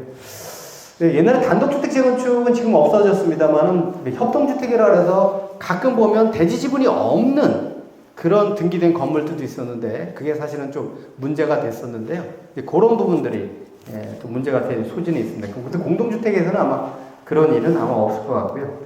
자, 토지 등 소유자 부분에서 토지 등 소유자하고 조합원은 다르죠. 자, 500명인데 동의한 사람은 조합원이죠. 동의하는 사람은 토지 등 소유자입니다. 그죠? 재건축은 동의한 사람만 조합원이에요. 자, 500명 중에 400명 넣어야 400명은 조합원이고 100명은 조합원이 아닙니다. 400명만 총회 참석권이 있고 조합원으로서 임원 자격 피선거권이 있습니다만 재개발은 다 조합원입니다. 동의 안 해도 조합원입니다. 강제 가입주의예요. 다 조합원입니다. 언제 가입할 수 있을까요? 나중에 분양시청에서 동의 또 하면 됩니다. 미동의 했다가도. 재건축 같은 경우는 조합설 되면 바로 매도 청구로 들어가지만 매도 청구하면서 그동안 또 가입할 수 있는 기회가 있겠죠. 소송하면서. 근데 어쨌든 조합설 때 동의 안 하면 바로 이제 매도 청구라는 절차가 있어서 들어가게 되기 때문에 조합원은 동의한 자. 그리고 기본적인 부분은 뭐 한 집에 부부가 있을 경우에도 자녀랑 공유 무조건 대표자 1인입니다. 그리고 내가 집을 몇 채 가지고 있다. 그럼 한 명입니다. 그죠? 무조건 조합원은 1인, 1세대 1조합원, 다주택자 1조합원, 구역 내 그렇게 보시면 됩니다. 조합원은. 조금 예외인 경우가 이제 배우자의 자녀가 이렇게 배우자랑 세대 분리를 해놨을 경우도 있을 수 있는데 배우자는 어차피 이혼하기 전에는 배우자는 세대입니다. 그죠? 주민등록이 따로 떨어져 있어가지고 자녀 취약 때문에 뭐 그 밑에 아들이 있더라도 각각 집을 가지고 있더라도 묶어서 같은 집에 같은 타단지면 상관없죠. 같은 단지에 여기 동에 있고 저 동에 있는데 보니까 여기는 아버지 명이고 아버지 혼자 단독 주민등록이에요. 근데 호적을 파보니까 와이프도 있고 아들도 있는데 그 다른 동에 몇 호를 가지고 있는 거예요. 이건 조합원은 묶이죠. 호적으로 봅니다. 호주 세대주까지도 확인을 해서 같은 세대는 한 조합원이다. 자, 이제 요런 경우가 있죠. 집을 몇 채 가지고 있는 사람들은 언제 팔아야 됩니까? 묶이지 않으려면. 요 얘기입니다. 조합 설립이가 전에 파셔야 돼요. 다른 사람한테. 그러니까 동일 세대가 아닌, 뭐 친척이 됐든 타인이 됐든 팔아야 그 사람도 조합원이 되고 분양권도 나간다. 그렇지 않으면 다 묶입니다. 하나로. 조합 설립 인가 전에 팔아야 됩니다. 두 채, 세 채 가지고 계신 분들은. 그 얘기입니다. 자, 그 다음에 주택 공급 기준입니다. 자, 일단은 한 명한테 한 주택 주는 게 기본인데 예외 규정이 있습니다. 시 도례에서 정할 경우에 소시조례는 별도로 없습니다. 근데 소유 주택 수만큼 내가 10채를 가지고 있습니다. 10채 분양받을 수 있을까요? 여기서? 안 되죠. 몇 채까지 갈 수 있습니까? 강북구에서 최대한 갈 수 있는 아파트 몇 개 갈 수 있을까요? 제가 10개 가지고 있는데 몇 개까지 갈 수 있을까요? 3채입니다. 3채. 과밀업체권액이 아니니까. 물론 1+1도 갈 수 있지만 1+1은 여기에 제한 조치가 있습니다. 하나는 전매 제한이 걸리죠. 그럴 거면 3채 가는 게 낫죠. 내가 지방이다, 뭐 원주다, 강원다, 춘천이다 그러면 10채 갈 수 있습니다. 근데 여기서 단 하나, 여러분들 주의하셔야 될 게 여기 있죠. 강행 규정이 아닙니다. 공급할 수 있다라고 돼 있어요. 무조건 주는 게 아니에요. 3채까지. 그래서 이 부분에 대해서 내가 10채를 가지고 있어서 수도권 과밀업체권형 내에서 투기과열지구, 지금 현재 강남 3구, 강남 서초, 송파, 그다음에 용산 4개 구는 무조건 한 주택밖에 안 됩니다. 그죠? 그렇지만 그 투기과열지구가 아닌 지역은 3채까지 갈 수 있는 법적 한도는 되어 있습니다만 이거는 조합에서 정하는 관리처분 계획에서 정하게 돼 있어요. 3채까지 줘버리면 어떻게 됩니까? 일반 분양 사업성이 떨어지잖아요. 그래서 그 부분에 대해서는 통상 보면 이게 1+1 제도가 있기 때문에 이거를 저희가 활용하는 경우가 있는데, 자, 이 1+1 제도는 아마 아실 거예요. 내가 재개발 지역에서는 엄청난 저택을 가지고 있고, 아니면 재건축 지역에서는 정말 큰 평형을 가지고 있는데, 아파트 한 채만 가려니까 동의를 안 하는 거죠. 그래서 나온 제도입니다. 그래서 1+1은 처음에는 금액으로 나왔었어요. 처음에 법이 생길 때는. 예를 들어서 구역 내 건립되는 30평 아파트가 30평이 12억이고 25평이 10억이다. 그럼 합치면 22억이잖아요. 그럼 내가 가지고 있는 아파트가 22억 이상이 돼야 2채를 받을 수 있었던 거예요. 과거에는. 아니면 10억, 25평 2개가 그러면 20억 이상이 되거나, 어차피 최소 평형 기준이니까. 근데 금액으로 하려니까 금액으로 사실 옛날 아파트가 맞추기가 힘들잖아요. 신축 아파트하고 어떻게 비교가 되겠습니까? 그러다 보니까 새로 나온 게 면적 기준이 나온 거예요. 면적도 둘 중에 하나 맞으면 2개 주겠다. 면적으로 예를 들자면 우리 33평의 전용 면적이 얼마입니까? 구민특혜 85해배 평방미터라고 하죠. 그 다음에 우리가 전용 면적 60해배 미만이 25평짜리잖아요. 85에서 60 더하면 145잖아요. 그럼 내가 가지고 있는 아파트가 145해배 이상 대형 평수면 2개를 설계를 할 수 있는 거죠. 1+1을. 그렇게 설계를 할 수 있습니다. 근데 대신 꼭 30평, 25평이 아니라 25, 25도 가능해요. 근데 1+1은 패키지입니다. 따로 분리해서 매각이 안 됩니다. 등기 날 때까지는. 자, 등기 났어요. 30평 등기 나고 25평 내 1+1이니까 제 명의로 등기됐습니다. 25평 팔 수 있나요? 못 팝니다. 3년 전매 제한이 걸립니다. 특혜를 줬으니까. 1+1 줬으니까 그거는 3년 동안 팔지 말고 가지고 있다가 팔아라. 투기하지 말아라.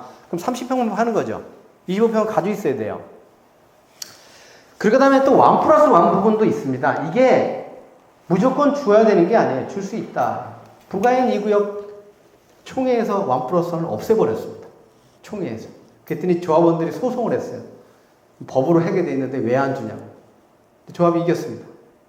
총회에서 결의했으니까. 다수가 안 주겠다고. 분양시장 했다가 재분양시장 받았거든요. 사업시행이 바뀌어서. 그래서 처음에는 한 100몇 명인가 1+1 시청한 사람이 다 날아가 버렸죠. 그리고 사실 1+1 제도에 대해서는 조합에서 관리처분 계획을 수립할 때 사실을 하나 추가로 주는 것도 배가 아픈데 이 추가로 주는 거를 어떤 가격으로 줄 수 있을까요? 조합원 분양가로 줄까요? 일반 분양가로 줄까요?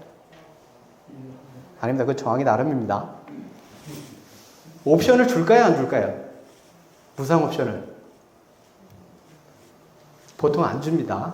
하나만, 조합은 한 사람한테, 예를 들면 이 한 사람한테 확장해주고 에어컨, TV, 냉장고 다 2개 주면 이건 말이 안 되는 거죠. 1+1은 기본만 들어가라는 거죠. 아파트 받아서 이 시세 차익만 해도 얼만데. 그리고 어디를 줄까요? 저층 줍니다. 경우도 있습니다. 1+1은 일부러 안 좋은 쪽, 분양 안 되는 쪽으로 설계하는 경우도 있습니다. 두 개 다 저축을 준다는 거니까 하나만. 하나만요. 1 플러스 1 가는 거에 대해서는. 왜냐하면 그만큼의 이득을 주니까 그만큼의 페널티도 있어야 된다. 이렇게 보통 관리처분 계획을 수립합니다. 그거는 아마 감안을 좀 하셔야 될 것 같아요.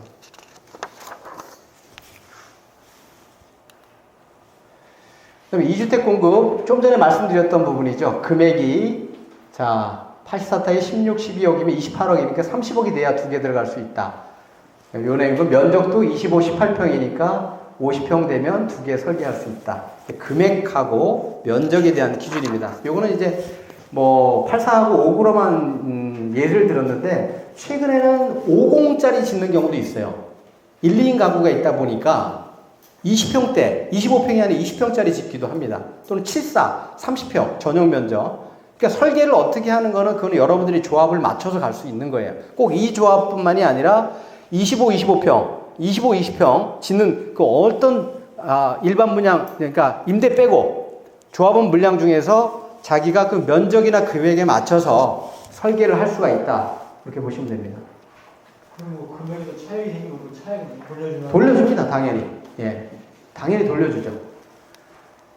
그리고 기존 주택이 3주택 하면은 3주택 공급을 할 수 있다. 이건 정관이나 의결을 해야 됩니다. 정관이나 관리처분 계획에서 선행해서 의결을 해야 가능한 거지. 줄 수 있다라고 되어 있기 때문에 무조건 주는 건 아니다. 라는 부분을.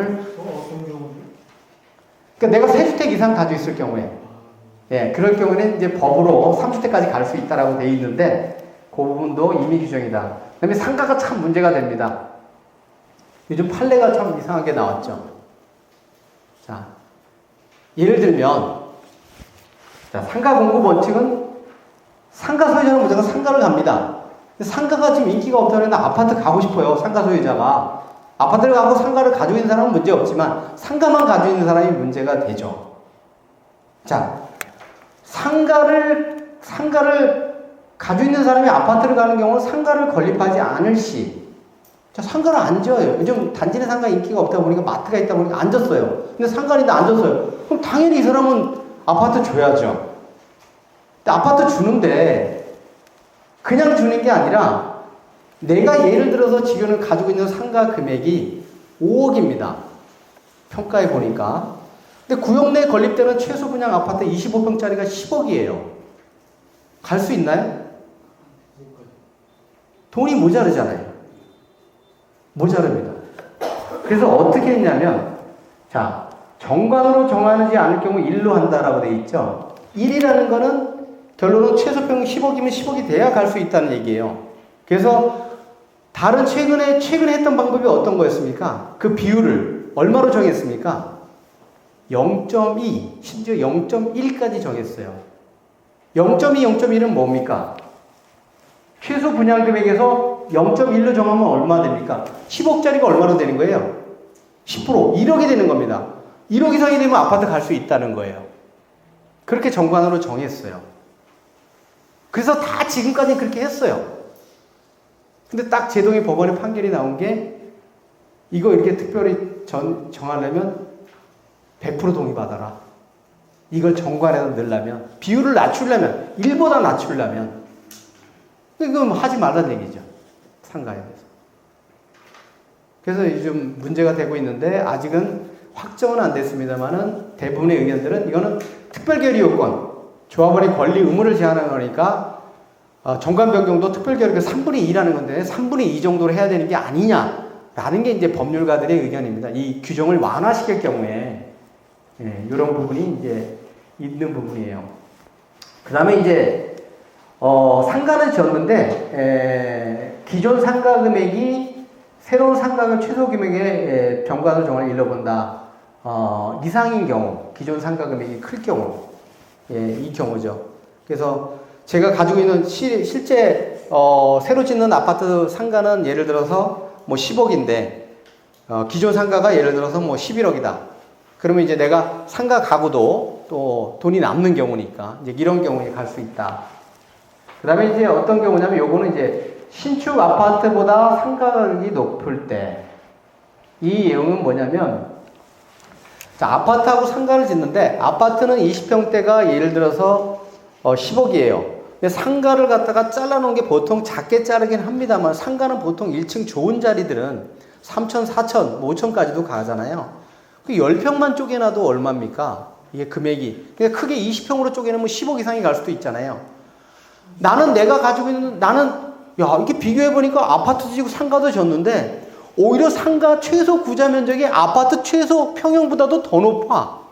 야, 이 돈 가지고 상가 어떻게 가? 난 차라리 아파트 갈래. 아파트가 금액이 돈이 더 적어. 이런 경우입니다. 거의 없을 거예요. 아마. 그러니까 우리가 그렇게 구획을 하진 않겠죠. 분양 설계를. 구획을 쪼갤 때 그 금액보다 적게는 하겠습니다만은 그런 극단적인 경우. 그러니까 상가가 최소 구자 한 구자가 아파트보다 더 센 거예요. 이거 도저히 부담돼서 나 상가 못 가. 차라리 아파트 갈래. 이런 경우 얘기하는 겁니다. 요즘 상가가 아파트가 비싼 데가 있나요? 아파트 상가가 인기가 없지 않아요? 근데 이제 요즘 상가들이 물론 자리에 따라 틀리긴 합니다만은 우리가 상가는 아시다시피 주차장까지 다 팔아먹잖아요. 평형 분양 면적이. 아파트는 어떻습니까? 주차장은 빼고 공급 면적으로 가잖아요. 32평 아파트지만 실제 계약하는 건 얼마입니까? 45평, 50평 되는 지하 주차장까지 포함하면. 근데 우리가 보통 보면 전용률이 한 60, 10% 됩니다만 상가는 전용률이 얼마나 됩니까? 50%밖에 안 돼요, 거의. 예를 들어서 20평 상가라 그러면 내가 실제로 쓸 수 있는 그 내 구역은 10평입니다. 나머지 10평은 뭐죠? 복도라든가 주차장 면적이에요. 근데 파는 건 어떻게 팔아먹습니까? 20평 팔아먹어요. 20평에 3천만 원이더라도 얼마입니까? 거꾸로 전용 면적으로 따지면 6천만 원짜리인 거예요. 그죠? 그렇게 되는 겁니다. 그래서 그 부분은 이제 상가 부분들은 그리고 요즘은 최소한으로 짓기 때문에 1층에 좋은 자리의 목수들은 뭐 평당 보면 뭐 3천, 4천 뭐 아주 단지가 큰 규모 같은 경우에는 그렇게 목수 입구 쪽에는 그렇게 나오죠. 물론 이제 강북은 조금 떨어질 수 있지만 뭐 강남 가면 거의 뭐 억대까지도 이렇게 나오기도 합니다. 그런 부분이 있고요. 자, 이제 법 개정된 거 한번 보도록 하겠습니다. 12월 3일 날 개정돼서 6월 4일. 자, 보통 법이 개정되고 나면 이걸 바로 시행하는 경우는 드뭅니다. 왜냐하면 이 법에 대해서 내가 인지할 시간을 주기 때문에 좀 급한 거는 바로 시행합니다만 보통 3개월 아니면 6개월, 1년 후에 시행하는 게 보통 통상적입니다. 그래서 12월 3일 날 개정한 것 중에 6개월 후 6월 4일 시행되는 게 있고 그 다음에 1년 후 12월 4일 날 시행되는 게 있고 그 다음에 1월 31일 날 개정을 해서 3개월 후에 시행한다. 요거는 좀 급하다 그래서 개정된 게 있습니다. 세 가지가 있는데 거기에 대해서 좀 시간이 좀 지났기 때문에 조금 빨리 설명드릴게요. 자, 안전진단, 재건축 진단 용어로 바뀌었다. 그리고 제가 좀 전에 말씀드린 것처럼 안전진단은 사업시 인가 전까지 실시했다. 원래는 재건축 진단은 이거 해야 다음 단계로 갈 수 있었습니다만은 요거는 사업시 인가 전까지 하면 되도록 6월 4일 날 바뀝니다. 그리고 재건축 진단을 실시해야 된다. 요거는 뭐 거의 비슷합니다.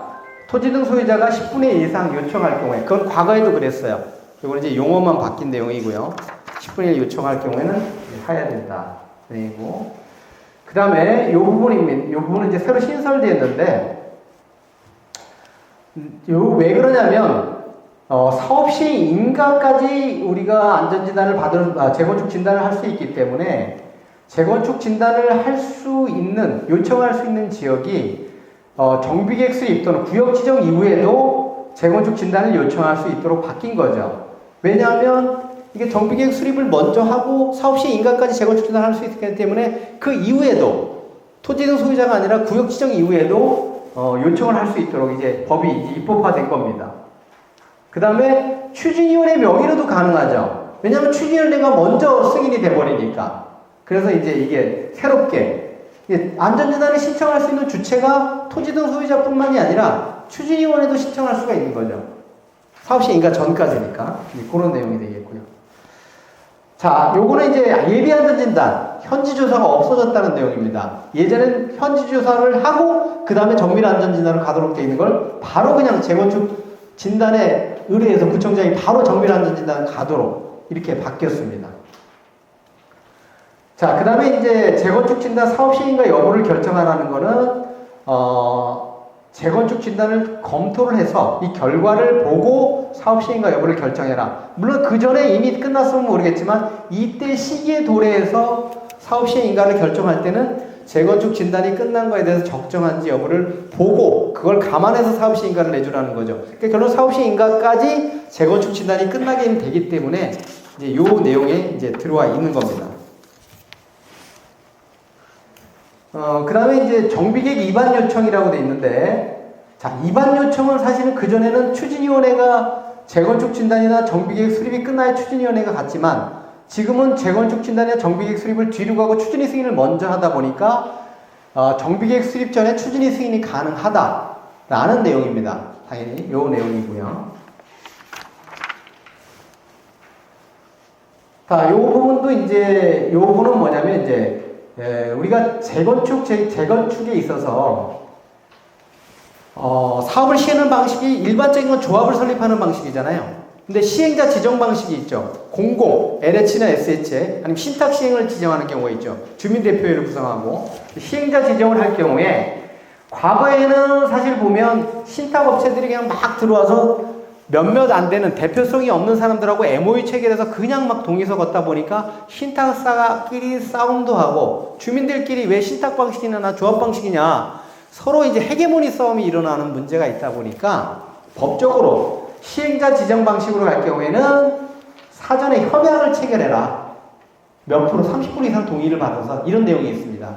그러니까 사전에 그것도 신탁업체도 조달청에 등록해서 입찰을 받아가지고 사전에 왜냐하면 시행자 지정을 하기 전에 신탁이랑 협약을 체결할 수밖에 없는 게 동의서를 거둬야 되잖아요.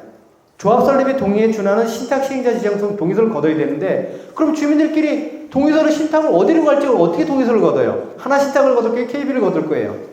그러니까 그 전에 준비위원회 단계에서 신탁업체를 불러들여서 그 업체랑 사전에 협약을 맺고 걔네랑 시행자 지정을 할 수 있는 준비 단계가 필요한데 그 준비 단계에서 입법적으로 아무것도 없다 보니까 막 난립을 해서 여기서는 한 단지 목동 같은 경우에 여기 KB 가고 여기는 코람코 가고 둘이 막 싸우죠. 신탁 가지고 자기들이 하려고. 이런 문제가 있다 보니까 그 사전에 조합 방식이 아닌 신탁 시행이나 공공으로 갈 경우에는 이런 협약들을 체결을 해라. 동의를 받아서 이런 내용입니다. 그 다음에 이제 토지증서의 동의의 인정에 관한 특례인데 다행히 이제 추진위 설립 동의한 거는 조합 설립 동의로 의제가 되는데 그 전에 구역 지정 입안 요청 동의서도 추진위의 동의서로 의제 처리하겠다. 구역 지정 입안 제한 동의한 사람은 추진위로 이제 동의까지도 인정해 주겠다. 서로 이제 의제 처리를 해서 좀 사업을 좀 빨리 하겠다. 이런 취지로 보시면 될 것 같아요. 총회 의결. 자, 전자투표. 6월 4일날 시행이 됩니다. 네. 각 호의 요건을 충족하게 전자적 방법으로 하라는 건데 5항에 따른 의결권도 행사하는 건 서면도 포함해라는 얘기고요. 서면하고 전자투표를 구분해서 하라는 겁니다. 그래서 전자투표 할 수 있도록 됩니다. 그래서 여러분들 스마트폰으로 전자투표도 가능하게끔 이제 6월 4일서부터 이건 주택법은 이미 도입이 되어 있습니다. 전자투표가 지역조합 같은 경우에는 전자투표에 대한 부분이고 이제 요게 이제 그 법으로 원래 나왔었죠. 코로나 시기에 그때 참 이상한 일이 직접 참석 시공상조 50% 하라 그러니까 코로나에서 집회를 금지하고 그래서 개포주공이 어떻게 했냐면 버스를 대절했어요. 버스를 수십 대를 대줘서 운동장에다 모아놓고 버스에다 영상을 틀었습니다. 그리고 총회를 했어요. 직접 참석이 필요하니까 이런 해프닝이 벌어지는 거죠. 그리고 섹터를 다 쪼개갖고 50명 이상 안 되니까 대시를 한 몇 개를 하는 거예요. 공간마다 딱 분리해놓고 영상을 띄워가지고 총회를 하는 이런 웃지 못할 일들이 있었습니다. 그래서 그런 경우에는 이 전자적 방법만으로도 전자투표만으로도 총회를 할 수 있게끔 하겠다. 집회가 금지가 되니까 직접 참석비로 참석을 못하니까요. 예. 뭐 주민대표회의는 이거는 이제 조합 방식이 아닌 신탁 시행이나 공공 시행일 경우에는 주민대표회의를 구성하는데 이 부분도 당연히 구역 지정 고시 전에 또 재건축 진단 전에 주민대표회를 구성할 수 있죠. 왜냐하면 시행자 지정이나 조합 설립, 이 재건축 진단 정비계획 수립 그 전에 할 수가 있다 보니까 그걸 미리 할 수 있도록 법으로 이제 되는 겁니다. 이 사람들은 조합이라는 명칭 쓸 수 없나요? 네, 조합 명칭 안 씁니다. 주민대표회의, 또 우리가 전체회의, 총회는 전체회의라는 용이 법적으로 도정법에 딱 규정이 되어 있습니다. 주민대표회의라는 용어 자체가 자, 이게 구역지정 고시된 날로부터 당초에는 10년이 지났어요. 아니, 그 구역지정 고시된 날로부터. 안전지다 끝나고 구역지정 됐는데 정비계획 수립했는데, 그 다음에 이제 사업 추진위생의 조합 설립이 안 가는 거예요. 그런 경우에는, 재건축, 사업시행 인가를 안 받을 때 재건축 주단을 다시 하라고 돼 있는데, 이거 의미가 없죠. 그러니까 너무 오래되니까 다시 하라는 건데, 이거는 이제는 앞으로 사업시행 인가 전까지만 하기 때문에 재실시는 의미가 없는 거예요. 안전지다 끝나고 사업시행 인가까지 10년이 도과돼서 아직 인가가 안 났으면 다시 하라는 건데, 어차피 재건축 진단은 사업시행 인가 전까지만 하면 되는데, 그러니까 이 조항 자체가 사문화된 거죠. 의미가 없는 거죠. 재실시가. 네. 자, 동의 방법도 전자서명 동의를 할 수 있게끔 1년 후에 이제 시작되는 건데, 12월 4일 날. 자, 우리 서면 동의, 또 조합설립 동의, 이런 것도 서면뿐만이 아니라 전자 동의도 가능하게끔, 전자적으로 이렇게 동의서 제출도, 그러니까 뭐 지방에 있는 사람들, 또 외국에 있는 사람들, 이런 사람들도 사실 어떻게 보면 서류 뛸 때 뭐 외국인 사실 등록 증명서부터 여러 가지 어려움이 있어서 그런 부분들이 좀 아마 더 편리해 줄 수 있겠죠. 그다음에 온라인 총회라는 부분인데요. 요거는 전자투표하고는 조금 더 또 다릅니다. 온라인 총회라는 거는 말 그대로 내가 유튜브 영상이나 실시간 영상을 보면서 그 안에서 질문도 하고 의견 제시도 할 수 있는 거예요. 이거는 단순하게 서면 제출의 문제가 아니라 온라인 총회는 온라인상으로 실시간 보면서 내가 소통이 가능한 총회를 얘기하는 겁니다. 이 총회는 내가 직접 못 갈 경우가 있을 수 있잖아요. 현장에 참석 못하더라도 나는 내가 이 시간대에 못하더라도 내가 조합원들의 참석 권한을 보장해 주는 거죠. 영상을 보면서 내가 질문 있습니다. 네, 그러면 영상으로 들어오는 걸 질문을 받고 답변도 해주고 이런 시스템이 갖춰져야 온라인 총회가 가능해요. 그냥 뭐 보기만 하고 의견 제시는 못하는데 그 온라인 총회의 의미가 없죠. 네, 그런 부분들이 시행령에 담겨 있는데 그거는 온라인 총회라고 합니다. 여기 이제 12월 4일 날 시행되는 거고 처벌에는 이제 서면 위조한 건 이제 전자 서명 동의서 여기 이제 전자 서명 동의서도 동의서니까 처벌 조항이 들어온 거고요. 자, 5월 1일 날 개정 시행되는 거는 사업을 좀 빨리 하기 위한 내용입니다. 자, 정비계획의 내용. 구역 지정 동의서 받을 때 토지등 소유자를 분담금 개별 탁상 감정 다 해서 A, B, C 다 감정평가 얼마고 이렇게 보냈어요. 자, 구역 지정 단계에서 이제 사업 시작하는데 이게 얼마나 정확하겠습니까? 추정 분담금이. 조합도 설립 안 했고 앞으로 우리가 분양할 시기는 한 5, 6년 전 앞인데 그러다 보니까 야, 이걸 개별 다 탁상 감정을 하고 비용 분석하는 게 무슨 의미가 있느냐. 유형별로 분담금 해라. 예를 들면 단지 내 25평, 30평, 40평이 있으면 25평 샘플 하나에서 얼마, 30평 얼마. 사실 옛날에는 조합은 500명에 대해서 다 통지를 해줬거든요. 그럴 필요가 없다. 샘플링을 해서 해줘라. 재개발 같은 경우에 예를 들어서 뭐 단독 몇 평, 연립 몇 평, 상가주택 뭐 토지 얼마 이렇게 예시를 들어서 샘플링을 해서 추정 분담금이 이럴 경우는 이 정도라는 정도면 족하다. 구역지정 단계에서는. 그러니까 사업을 좀 빨리 가겠다. 이런 의미겠죠. 그 다음에 이제 또 밑에 보면은 이제 요 부분이 이제 있어요. 자, 우리가 재건축 재개발하면 아파트하고 상가만 짓는다. 이 개념은 아니다. 일반 건물도 지을 수 있다. 우리가 용도지역상 준주거 상업지역에서 지을 수 있는 용도들, 일반 건물들도 그래서 이 내용들을 갖다 바꿔서 복리시설 오피스텔이라는 게 있는데 이제 건축물이라고 아예 통칭해서 건축법상 분류되는 그 건축물의 용도가 엄청나게 많지 않습니까? 그 이제 용도지역에서 건축할 수 있는 건축물이 그게 이제 도시계획조례에 아마 있을 텐데 그 내용을 보고 거기 합당하면 다 지을 수 있게끔 이렇게 이제 풀어준 거죠. 조합설립 인가 부분에서 요 부대 복리시설 나왔습니다만은 70%로 완화했다는 거하고 동별, 과반. 근데 동별이 5인 이하인 경우 과반이 제외됩니다.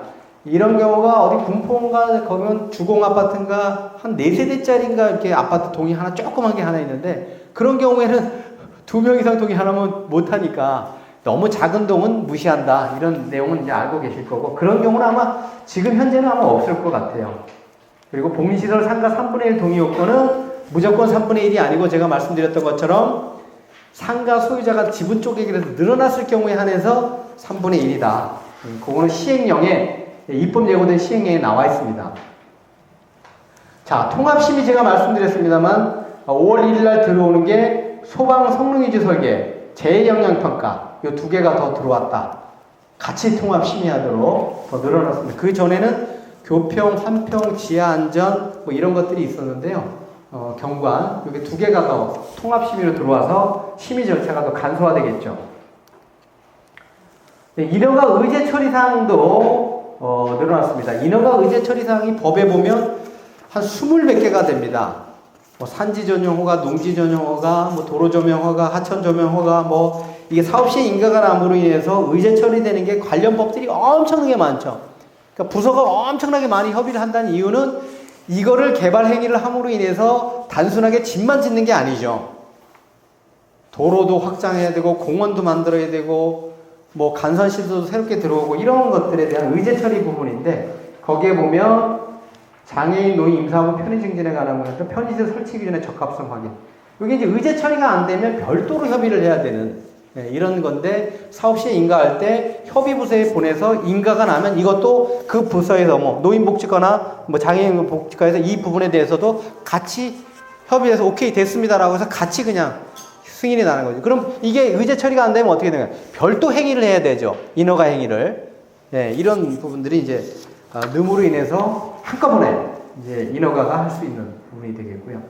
분양보고 분양 신청도 제가 말씀드린 것처럼 인가에 120일인데 90일로 조금 더 빨리 하도록 통지 기간을 단축했습니다.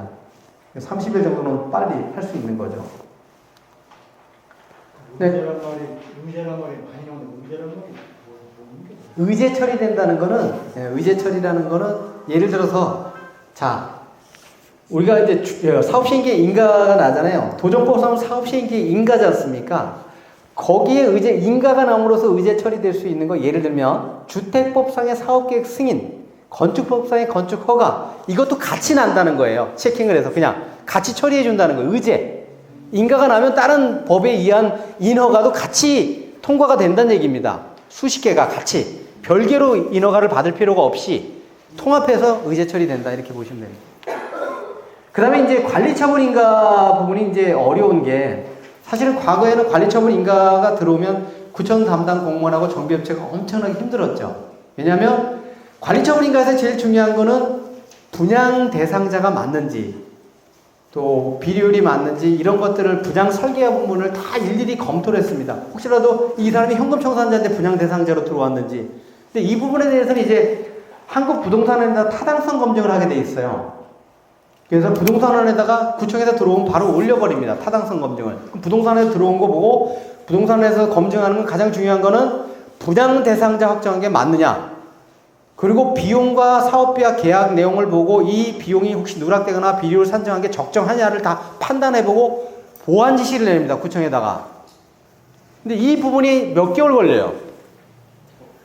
인가할 때. 처리기한은 60일이지만 이 타당성 검증은 그러다 보니까 인가 신청하고 나서 타당성 검증 들어가는 시간이 걸리니까 총회 끝나고 타당성 검증을 하게끔 당겨준 겁니다. 관리청구 총회 끝나면 타당성 검증 먼저 신청할 수 있도록. 인가 신청 전에라도 대신 총회는 통과되고 난 이후에. 그래서 이 시간을 좀 줄여주겠다는 거죠. 인가를. 네, 여기까지네요. 네. 한국부동산은 감정. 네, 한국감정원입니다. 네, 맞습니다. 네, 감사합니다. 여기까지 말씀드리겠습니다. 네, 고맙습니다.